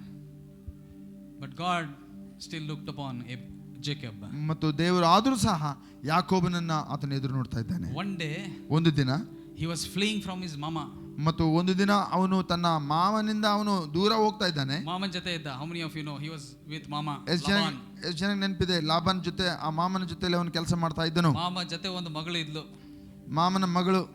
ಇಬ್ಬರಿದ್ರು. ಒಬ್ಬ ಮಗಳು ರೇಚಲ್, ಒಬ್ಬ ಮಗಳು ರಾಹೇಳಲು. Okay, Jacob always loved Rachel. ಮತ್ತು ಯಾಕೋಬನು ಆ ರಾಹೇಳಲನ್ನು ಆತನು ಪ್ರೀತಿಸ್ತಾ ಇದ್ದನು. ಬೆಳಗ್ಗೆ ಎದ್ರೆ ರೇಚಲ್, ಮತ್ತು ಬೆಳಗಿದ್ರೆ ರಾಹೇಳಲು, ರಾತ್ರಿ ಮಲಗಿದ್ರೆ ರೇಚಲ್. ರಾತ್ರಿ ಮಲಗಿದ್ರು ರಾಹೇಳಲೆ. ರೇಚಲ್ ರೇಚಲ್ ರೇಚಲ್, ರಾಹೇಳಲು ರಾಹೇಳಲು. ವಾಟ್ ಡಿಡ್ ಮಾಮಾ ಡು? ಮತ್ತು ಮಾಮ ಏನ್ ಮಾಡಿದ? he gave Leah in marriage. ಮತ್ತು ಲೇಳನ್ನ ಆತನು ಆಕೆಗೆ ಮದುವೆಯಲ್ಲಿ ಮಾಡಿಕೊಟ್ಟನು. ಬೆಳಿಗ್ಗೆ ಎದ್ದು ನೋಡಿದ್ರೆ, ಮಾರ್ನಿಂಗ್ ಗೆಟ್ಸ್ ಅಪ್, ಬೆಳಿಗ್ಗೆ ಎದ್ದ ತಕ್ಷಣ ನೋಡಿದಾಗ, ಓ ಲೇಹಾ, ಓ ಎಂತ ಒಂದು ಮೋಸ ಆಗ್ಬಿಡ್ತು. ಓ ಮೋಸ ಮೋಸ ಮೋಸ, ಎಂತ ಮೋಸ ಆಗ್ಬಿಡ್ತು. ಮಾಮಾ says work for 7 years more. ಮತ್ತು ಲಾಬಾನ್ ಮಾಮ ಹೇಳ್ತಾನೆ, ಇನ್ನೂ 7 ವರ್ಷ ನೀನು ದುಡಿ, ಆಗ ನಿನಗೆ ರಾಹೇಳನ್ನು ಕೊಡ್ತೇನೆ. Then he finally gives Rachel also. ಮತ್ತು ಕೊನೆಯದಾಗಿ ರಾಹೇಳನ್ನು ಸಹ ಆತನು ಹೆಂಡತಿಗೆ and then ಮಾಡಿಕೊಳ್ತಾನೆ. and then he goes from there. ಮತ್ತು ಅಲ್ಲಿಂದ ಅವನು ಅಲ್ಲಿ ಹೋಗ್ತಾ ಇರಬೇಕಾದ್ರೆ, Genesis chapter 28, 28ನೇ ಒಂದು ಅಧ್ಯಾಯ, ಆದಿಕಾಂಡ 28:11. yeah, ಅವನು ಒಂದು ಸ್ಥಳಕ್ಕೆ ಸೇರಿದಾಗ ಸೂರ್ಯಾಸ್ತಮನಾದದ್ದರಿಂದ ಅಲ್ಲಿ ಇಳಿದುಕೊಂಡನು. ಅವನು ಅಲ್ಲಿಂದ ಕಲ್ಲುಗಳಲ್ಲಿ ಒಂದನ್ನು ತೆಗೆದುಕೊಂಡು ತಲೆದಿಂಬಾಗಿ ಇಟ್ಟುಕೊಂಡು ಆ ಸ್ಥಳದಲ್ಲಿ ಮಲಗಿಕೊಂಡನು. ಆಗ ಅವನು ಕನಸು ಕಂಡನು, ಇಗೋ ಏಣಿಯು ಭೂಮಿಯ ಮೇಲೆ ನಿಲ್ಲಿಸಲ್ಪಟ್ಟಿತು, ಅದರ ತುದಿಯು ಆಕಾಶಕ್ಕೆ ಮುಟ್ಟಿತು, ಮತ್ತು ಇಗೋ ದೇವದೂತರು ಅದರ ಮೇಲೆ ಏರುತ್ತಾ ಇಳಿಯುತ್ತಾ ಇದ್ದರು. ಮತ್ತು ಇಗೋ ಕರ್ತನು ಅದರ ಮೇಲೆ ನಿಂತುಕೊಂಡು ಹೇಳಿದ್ದೇನೆಂದರೆ, ನಿನ್ನ ತಂದೆಯಾದ ಅಬ್ರಹಾಮನು ಕರ್ತನಾದ ದೇವರು, ಇಸಾಕನ ದೇವರು ನಾನೇ. ನೀನು ಮಲಗಿರುವ ಭೂಮಿಯನ್ನು ನಿನಗೂ ನಿನ್ನ ಸಂತತಿಗೂ ಕೊಡುವೆನು. Hallelujah. What God promised Abraham, ಅಬ್ರಹಾಮನಿಗೆ ಏನು ವಾಗ್ದಾನ ಮಾಡಿದ್ನೋ ದೇವರು, what God promised Isaac, ಮತ್ತು ಇಸಾಕನಿಗೆ ದೇವರು ಏನು ವಾಗ್ದಾನ ಮಾಡಿದ್ನೋ, that night he was sleeping on the rock. ಮತ್ತು ಅಂದು ರಾತ್ರಿ ಅವನು ಕಲ್ಲಿನ ಮೇಲೆ ಮಲಗಿದ್ದಾಗ God had to speak, right? God had to speak. God had to visit Jacob. ದೇವರು ಆ ಒಂದು ಯಾಕೋಬನನ್ನು ದರ್ಶಿಸಿ ಮಾತನಾಡಲೇಬೇಕಾಗಿತ್ತು. When he is sleeping, God gave a dream. ಮತ್ತು ಮಲಗಿರುವಾಗ ದೇವರು ಅವನಿಗೆ ಕನಸನ್ನು ಕೊಡುತ್ತಾ ಇದ್ದಾನೆ. Hallelujah. Hallelujah. When you get some dreams, don't be confused. ಮತ್ತು ಕನಸುಗಳು ಬಂದಾಗ ನೀವು ಗಲಿಬಿಲಿಗೆ ಒಳಗಾಗಬೇಡ್ರಿ. ಇದು ಏನೋ ಕನಸು ಅಂತ ಬಿಡಬೇಡ್ರಿ. some dreams, don't despise those dreams. ಮತ್ತು ಆ ಒಂದು ಕನಸುಗಳನ್ನ ತಾತ್ಸಾರ ಮಾಡಬೇಡ್ರಿ. God speaks in many ways. ದೇವರು ಅನೇಕ ರೀತಿಯಲ್ಲಿ ಮಾತನಾಡುತ್ತಾನೆ. The word of God, yes. ದೇವರ ವಾಕ್ಯದ ಮೂಲಕ, God speaks through visions, ಮತ್ತು ದರ್ಶನಗಳ ಮೂಲಕ, God speaks through dreams. ಮತ್ತು ಕನಸುಗಳ ಮೂಲಕ ಸಹ ದೇವರು ಮಾತನಾಡುತ್ತಾನೆ. Hallelujah. Hallelujah. Is there anybody who get dreams here? ಮತ್ತು ಇಲ್ಲಿ ಯಾರಿಗಾದ್ರೂ ಕನಸುಗಳು ಬರ್ತಾವ? Right? ಯಾರ ರೇಚಲ್ ಬರ್ತಾಳ ಕನಸಿನಾಗ? God given dreams, God dreams, right? ಮತ್ತು ದೇವರು ಆತನು ತನ್ನ ಒಂದು ಕನಸುಗಳನ್ನು ಆತನು ಕೊಟ್ಟನು. You have to take seriously. ಮತ್ತು ನೀವು ಅವುಗಳನ್ನ ದೇವರು ಕೊಟ್ಟಂತ ತನ್ನ ಕನಸುಗಳನ್ನ ನೀವು ಗಂಭೀರವಾಗಿ ತೆಗೆದುಕೊಳ್ಳಿ. Yeah, you have to pray about it, what God is saying. ಮತ್ತು ದೇವರು ಏನು ಮಾತನಾಡುತ್ತಾನೆ ಅನ್ನುವುದಕ್ಕೆ ನೀವು ಪ್ರಾರ್ಥನೆ ಮಾಡಬೇಕು. And God gave the same promise. God said, I am the God of Abraham and Isaac, and I want to give this land for your descendants. ಮತ್ತು ನಾನು ಅಬ್ರಹಾಮನ ದೇವರು, ಇಸಾಕನ ದೇವರು, ಮತ್ತು ನೀನು ಈ ಇದ್ದಂತ ಒಂದು ಸ್ಥಳವನ್ನ ನಾನು ನಿನಗೆ ಕೊಡ್ಲಿಕ್ಕೆ ಸಿದ್ಧನಾಗಿದ್ದೇನೆ. But still he is a person at Jacob. He still not changed. He still has not, God has not become the God of Jacob yet. ಮತ್ತು ಯಾಕೋಬನ ದೇವರಾಗಿ ಆತನು ಇನ್ನೂ ಆಗಿರಲಿಲ್ಲ. He was God of Abraham and Isaac. ಮತ್ತು ಅಬ್ರಹಾಮನ ಇಸಾಕನ ದೇವರಾಗಿದ್ದನು. But God had to deal with Jacob. ಮತ್ತು ಯಾಕೋಬನ ಸಂಗಡ ದೇವರು ಆತನು ತನ್ನ ಕಾರ್ಯವನ್ನು ಮಾಡಬೇಕಾಗಿತ್ತು. A day came in his life. ಮತ್ತು ಒಂದು ದಿನ ಆ ಯಾಕೋಬನ ಜೀವಿತದಲ್ಲಿ ಬಂತು. God meets Jacob alone in the chapter 32. 32ನೇ ಒಂದು ಆದಿಕಾಂಡದ ಒಂದು 32ನೇ ಒಂದು ಅಧ್ಯಾಯದಲ್ಲಿ ದೇವರು ಏಕಾಂತವಾಗಿ ಅವನ ಜೊತೆ ಅಲ್ಲಿ ಕಾರ್ಯ ಮಾಡುತ್ತಾನೆ. ಮತ್ತು ಅವನು ಆ ರಾತ್ರಿಯಲ್ಲಿ ಎದ್ದು ತನ್ನ 2 ಹೆಂಡತಿಯರನ್ನು, ತನ್ನ 2 ದಾಸಿಯರನ್ನು, ತನ್ನ 11 ಮಂದಿ ಕುಮಾರರನ್ನು ತೆಗೆದುಕೊಂಡು ಯಬೋಕ್ ಎಂಬ ಕಾಲ್ಗಡವನ್ನು ಅಂದ್ರೆ ಕಾಲ್ನಡಿಗೆಯಲ್ಲಿ ದಾಟಬಹುದಾದ ಹೊಳೆ ದಾಟಿದನು. ಅವನು ಅವರನ್ನು ಕರೆದುಕೊಂಡು ಹೊಳೆ ದಾಟಿಸಿದ್ದಲ್ಲದೆ ತನಗಿದ್ದದ್ದನ್ನೆಲ್ಲ ದಾಟಿಸಿದನು.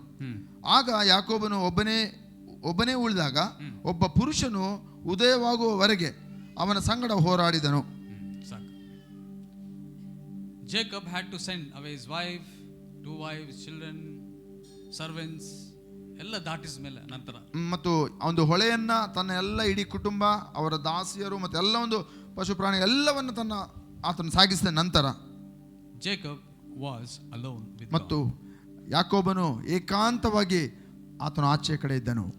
ಯಾಕೋಬನು ಒಬ್ಬಂಟನಾಗಿ ಒಂಟಿಯಾಗಿ ಯಾಕೋಬನು ಒಂಟಿಗನಾಗಿ ಹಿಂದೆ ಉಳ್ಕೊಂಡನು. He was found himself alone. ಮತ್ತು ಆತನು ಒಂಟಿಯಾಗಿ ಯಾಕೋಬನಿದ್ದನು. There are certain things God will do when you are alone. ನೀವು ಒಂಟಿಯಾಗಿರುವಂತ ಒಂದು ಆ ಪರಿಸ್ಥಿತಿಯಲ್ಲಿ ದೇವರು ನಿಮ್ಮ ಜೊತೆ ಆತನು ಕಾರ್ಯ ಮಾಡುತ್ತಾನೆ. It is so very difficult to find, God to find you alone. ಮತ್ತು ನೀವು ಒಂಟಿಯಾಗಿರುವುದು ಅಥವಾ ಒಂಟಿಯಾಗಿ ಇರುವಂತಹ ಒಂದು ಪರಿಸ್ಥಿತಿ ಬಹಳ ಕಡಿಮೆ ರೀ.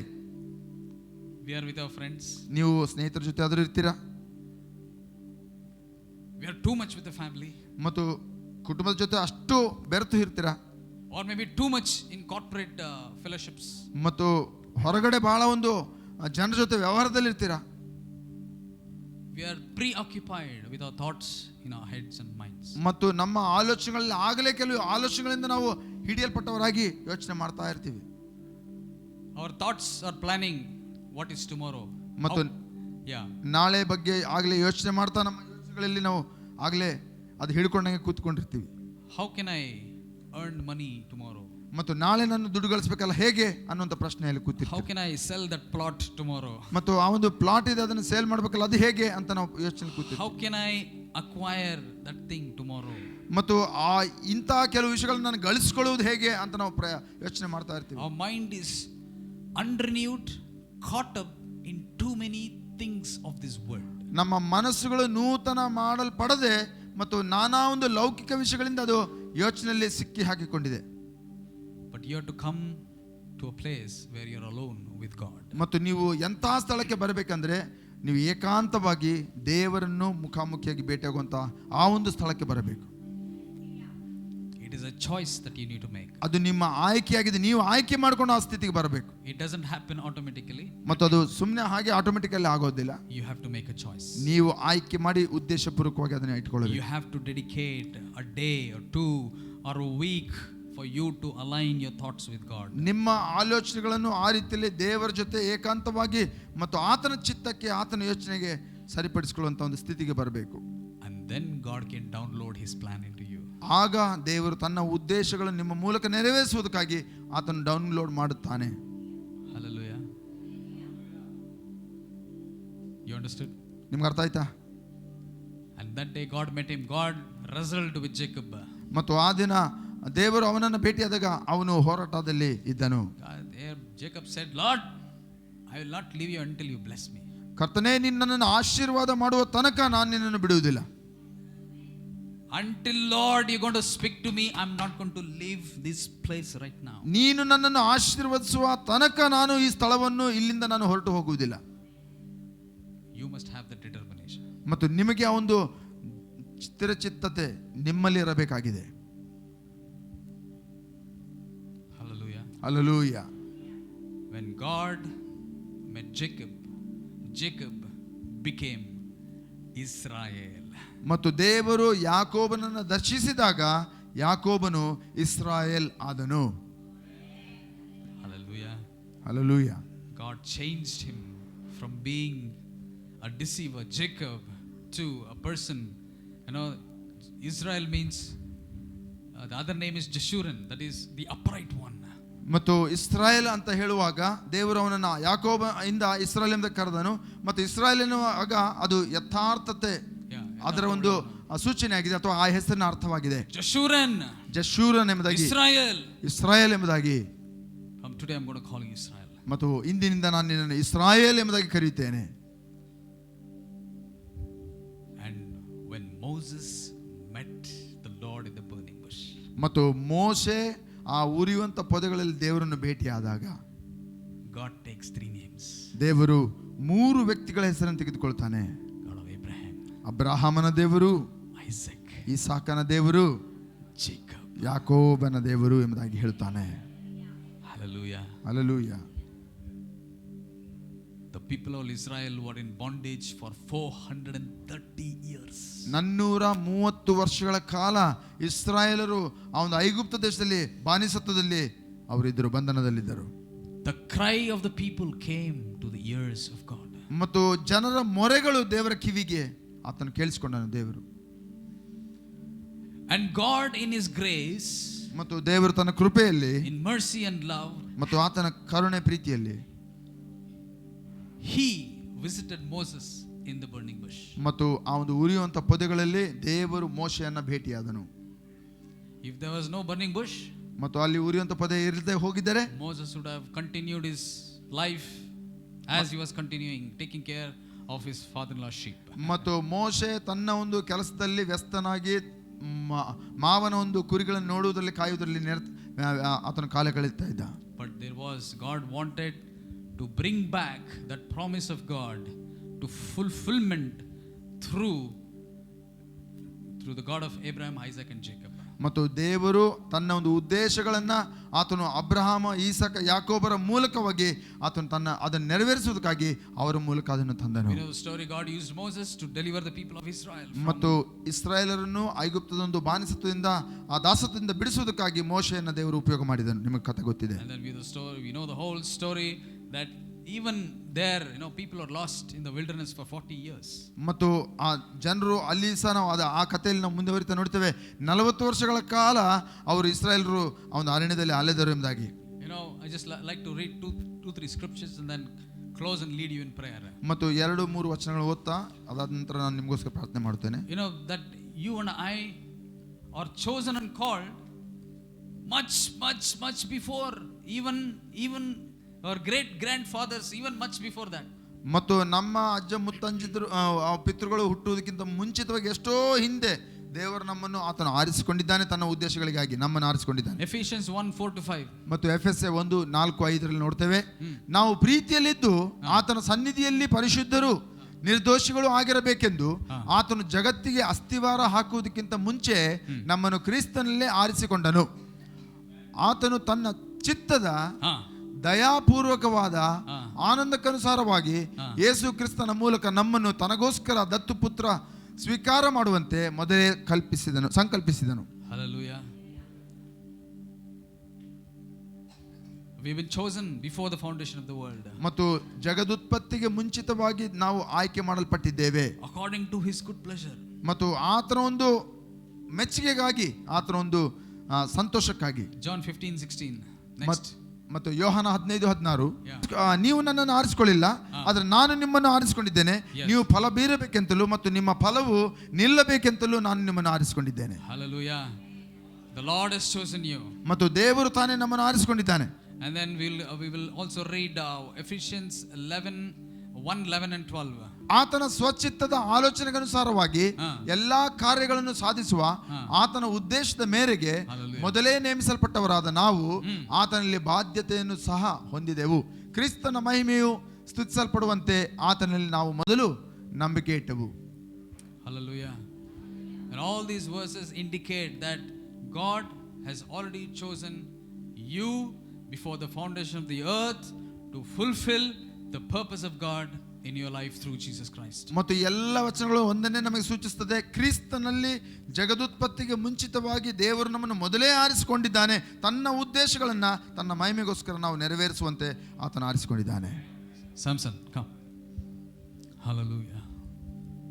No matter what is happening right now in your life, ನಿಮ್ಮ ಜೀವಿತದಲ್ಲಿ ಈಗ ಪರಿಸ್ಥಿತಿ ಏನು ಆಗ್ತಾ ಇದ್ರೂ ಸಹ, even the world around you is crumbling, ಮತ್ತು ಸುತ್ತಲೂ ನಿಮಗೆ ಎಲ್ಲ ಬಿದ್ದು ಹೋದಂತೆ ಅನಿಸ್ತಾ ಇದ್ರು, God still has a plan. ದೇವರ ಉದ್ದೇಶ ನಿಮಗಾಗಿ ಹಾಗೆ ಇದೆ. Even the world inside you is crumbled, ಮತ್ತು ಒಳಗಿರುವಂತ ಜಗತ್ತಲ್ಲಿ ಸಹ ಎಲ್ಲ ಬಿದ್ದು ಹೋದಂತೆ ನಿಮಗೆ ಅನಿಸ್ತಾ ಇದ್ರು ಸಹ, God still has a plan for you.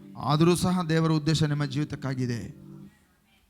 Only one thing now, ಒಂದು ವಿಷಯ, stand firm. ನಾವು ಸ್ಥಿರವಾಗಿ ನಿಲ್ಲಬೇಕಾಗಿದೆ. Don't get into any kind of depression. ಮತ್ತು ಯಾವ ಒತ್ತಡಕ್ಕೆ ನಾವು ಒಳಗಾಗುವಂತ ಅವಶ್ಯಕತೆ ಇಲ್ಲ. Don't get discouraged by anything. ಮತ್ತು ಯಾವುದರ ಕುರಿತಾಗಿ ನಿರುತ್ಸಾಹ ಪಡುವಂತ ಅವಶ್ಯಕತೆನೂ ಇಲ್ಲ. Let's all rise up to our feet this afternoon. ಮತ್ತು ಇಂದು ನಾವು ಮಧ್ಯಾಹ್ನದ ವೇಳೆಯಲ್ಲಿ ನಾವೆಲ್ಲರೂ ಎದ್ದು ನಿಂತ್ಕೊಳ್ಳೋಣ.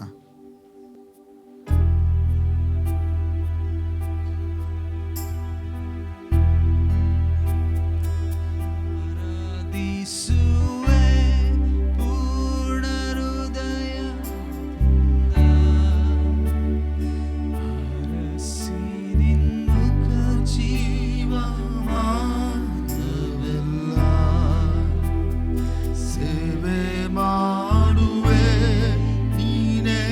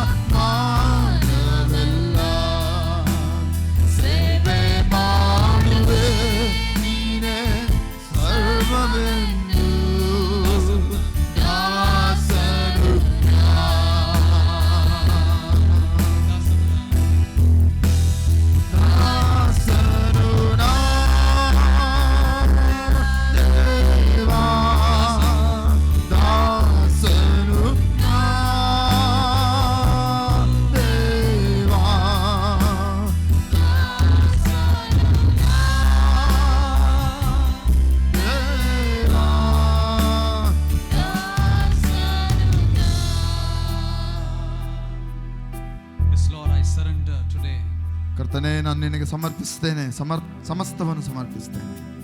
Lord, to know you, to find you, to seek your face, O God. ನಿನ್ನನ್ನು ತಿಳಿದುಕೊಂಡು ನಿನ್ನನ್ನು ಕಂಡುಕೊಂಡು ನಿನಗೆ ಸಮರ್ಪಿಸುತ್ತೇನೆ ಕರ್ತನೇ. Lord, to do your will, to do your ನಿನ್ನ purpose. ಚಿತ್ತ, ನಿನ್ನ ಯೋಜನೆ ನೆರವೇರಿಸುವುದಕ್ಕಾಗಿ ನಾನು ಸಮರ್ಪಿಸ್ತೇನೆ. Lord, your plan is great and is big, O God. ನಿನ್ನ ಯೋಜನೆ ಸ್ವಾಮಿ ಮಹತ್ತಾದದ್ದು, ದೊಡ್ಡದು ಕರ್ತನೆ. Lord, help me find that purpose. ಕರ್ತನೆ, ಆ ನಿನ್ನ ದೊಡ್ಡ ಮಹತ್ತಾದ ಉದ್ದೇಶಗಳನ್ನ, ಯೋಜನೆಗಳನ್ನ ಕಂಡುಕೊಳ್ಳುವಂತೆ ಸಹಾಯ ಮಾಡು. Lord, lead me to the place where I am alone with you. ಕರ್ತನೆ, ನಿನ್ನ ಜೊತೆ ಆ ಏಕಾಂತವಾಗಿರುವಂತ ಸ್ಥಳಕ್ಕೆ ಯಾವಾಗಲೂ ನನ್ನ ನಡೆಸು. When Jacob, Lord, you found him alone, you met him there. ಯಾಕೋಬನನ್ನು ನೀನು ಏಕಾಂತವಾಗಿ ನೀನು ಅವನನ್ನು ಕಂಡಾಗ ಸ್ವಾಮಿ ನೀನು ಅವನನ್ನು ಆಶೀರ್ವಾದ ಮಾಡಿದಿ. And Lord, you gave a purpose. ನಿನ್ನ ಉದ್ದೇಶಗಳನ್ನು ಅವನಿಗೆ ಕೊಟ್ಟಿ. You reminded him the promise. ಮತ್ತು ನಿನ್ನ ವಾಗ್ದಾನಗಳನ್ನ ಅವನಿಗೆ ಜ್ಞಾಪಕಪಡಿಸಿದೆ. And Lord, you continued your purpose in his life. ನಿನ್ನ ಚಿತ್ತ ಉದ್ದೇಶಗಳನ್ನ ಅವನ ಮೂಲಕವಾಗಿ ನೀನು ಸ್ವಾಮಿ ಕರ್ತನೆ ಮುಂದುವರಿಸಿದೆ. Lord, here I am today. ಕರ್ತನೆ, ಈಗೋ ಇಲ್ಲಿ ನಾನು ಇದ್ದೇನೆಂದು ಎಲ್ಲರ ಕರಗಳನ್ನು ಎತ್ತೋಣ. ಎಲ್ಲರೂ Lord, here I am today. ಕರ್ತನೆ, ಈಗೋ ಇಲ್ಲಿ ಇದ್ದೇನೆ. Lord, I don't know who is standing beside me, but I am here today. ಕರ್ತನೆ, ನನ್ನ ಪಕ್ಕದಲ್ಲಿ ಯಾರೇ ಇದ್ರು ಸಹ, ಆದರೆ ನಾನು ನಿನಗಾಗಿ ಇಲ್ಲಿದ್ದೇನೆ ಸ್ವಾಮಿ. Because I am responsible for the call that you are giving me, Lord God. ನೀನು ಕರೆದ ನಿನ್ನ ಕರೆಗೆ ನಾನು ಜವಾಬ್ದಾರಿಯಾಗಿದ್ದೇನೆ. Lord, one day I need to stand before you and give you an account of my call. ಒಂದು ದಿನ ನಾನು ಸ್ವಾಮಿ ನನ್ನ ಒಂದು ಕರ್ತನ ಜೀವಿತಕ್ಕಾಗಿ ಲೆಕ್ಕ ಒಪ್ಪಿಸುವುದಕ್ಕಾಗಿ ನಿನ್ನ ಮುಂದೆ ನಾನು ಏಕಾಂತವಾಗಿ ನಿಲ್ಲಲೇಬೇಕು. And that day, Lord, there's nobody is going to stand beside me. ಮತ್ತು ನನ್ನ ಪಕ್ಷದಲ್ಲಿ ಅಂದು ನಿನ್ನ ಮುಂದೆ ಯಾರು ನನ್ನ ಜೊತೆ ನಿಲ್ಲಕ್ಕೆ ಸಾಧ್ಯವಿಲ್ಲ. And today I stand before you, Lord, alone before you. ಕರ್ತನೆ, ಇಂದು ಏಕಾಂತವಾಗಿ ನಾನು ನಿನ್ನ ಮುಂದೆ ಯಥಾರ್ಥವಾಗಿ ನಿಲ್ಲುತ್ತೇನೆ. Lord, thank you, Lord, for speaking to me this morning. ಇಂದು ನನ್ನ ಸಂಗಡ ಮಾತನಾಡಿದಕ್ಕಾಗಿ ವಂದನೆ ಸ್ವಾಮಿ.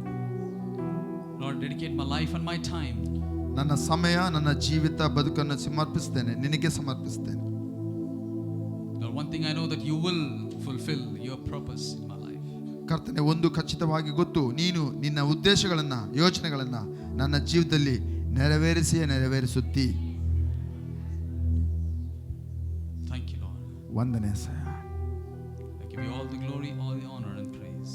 ನಿನಗೆ ಎಲ್ಲ ಮಹಿಮೆ, ಘನತೆ, ಪ್ರಭಾವ, ಸ್ತುತಿ In Jesus' matchless name. ಸಲ್ಲಿಸುತ್ತಾ ಯೇಸು ನಾಮದಲ್ಲಿ ಪ್ರಾರ್ಥಿಸುತ್ತೇನೆ. And all the church said, ಎಲ್ಲ ಸಭಿಕರು ಹೇಳುತ್ತಾರೆ ಪ್ರಾರ್ಥನೆ ನಂತರ Amen.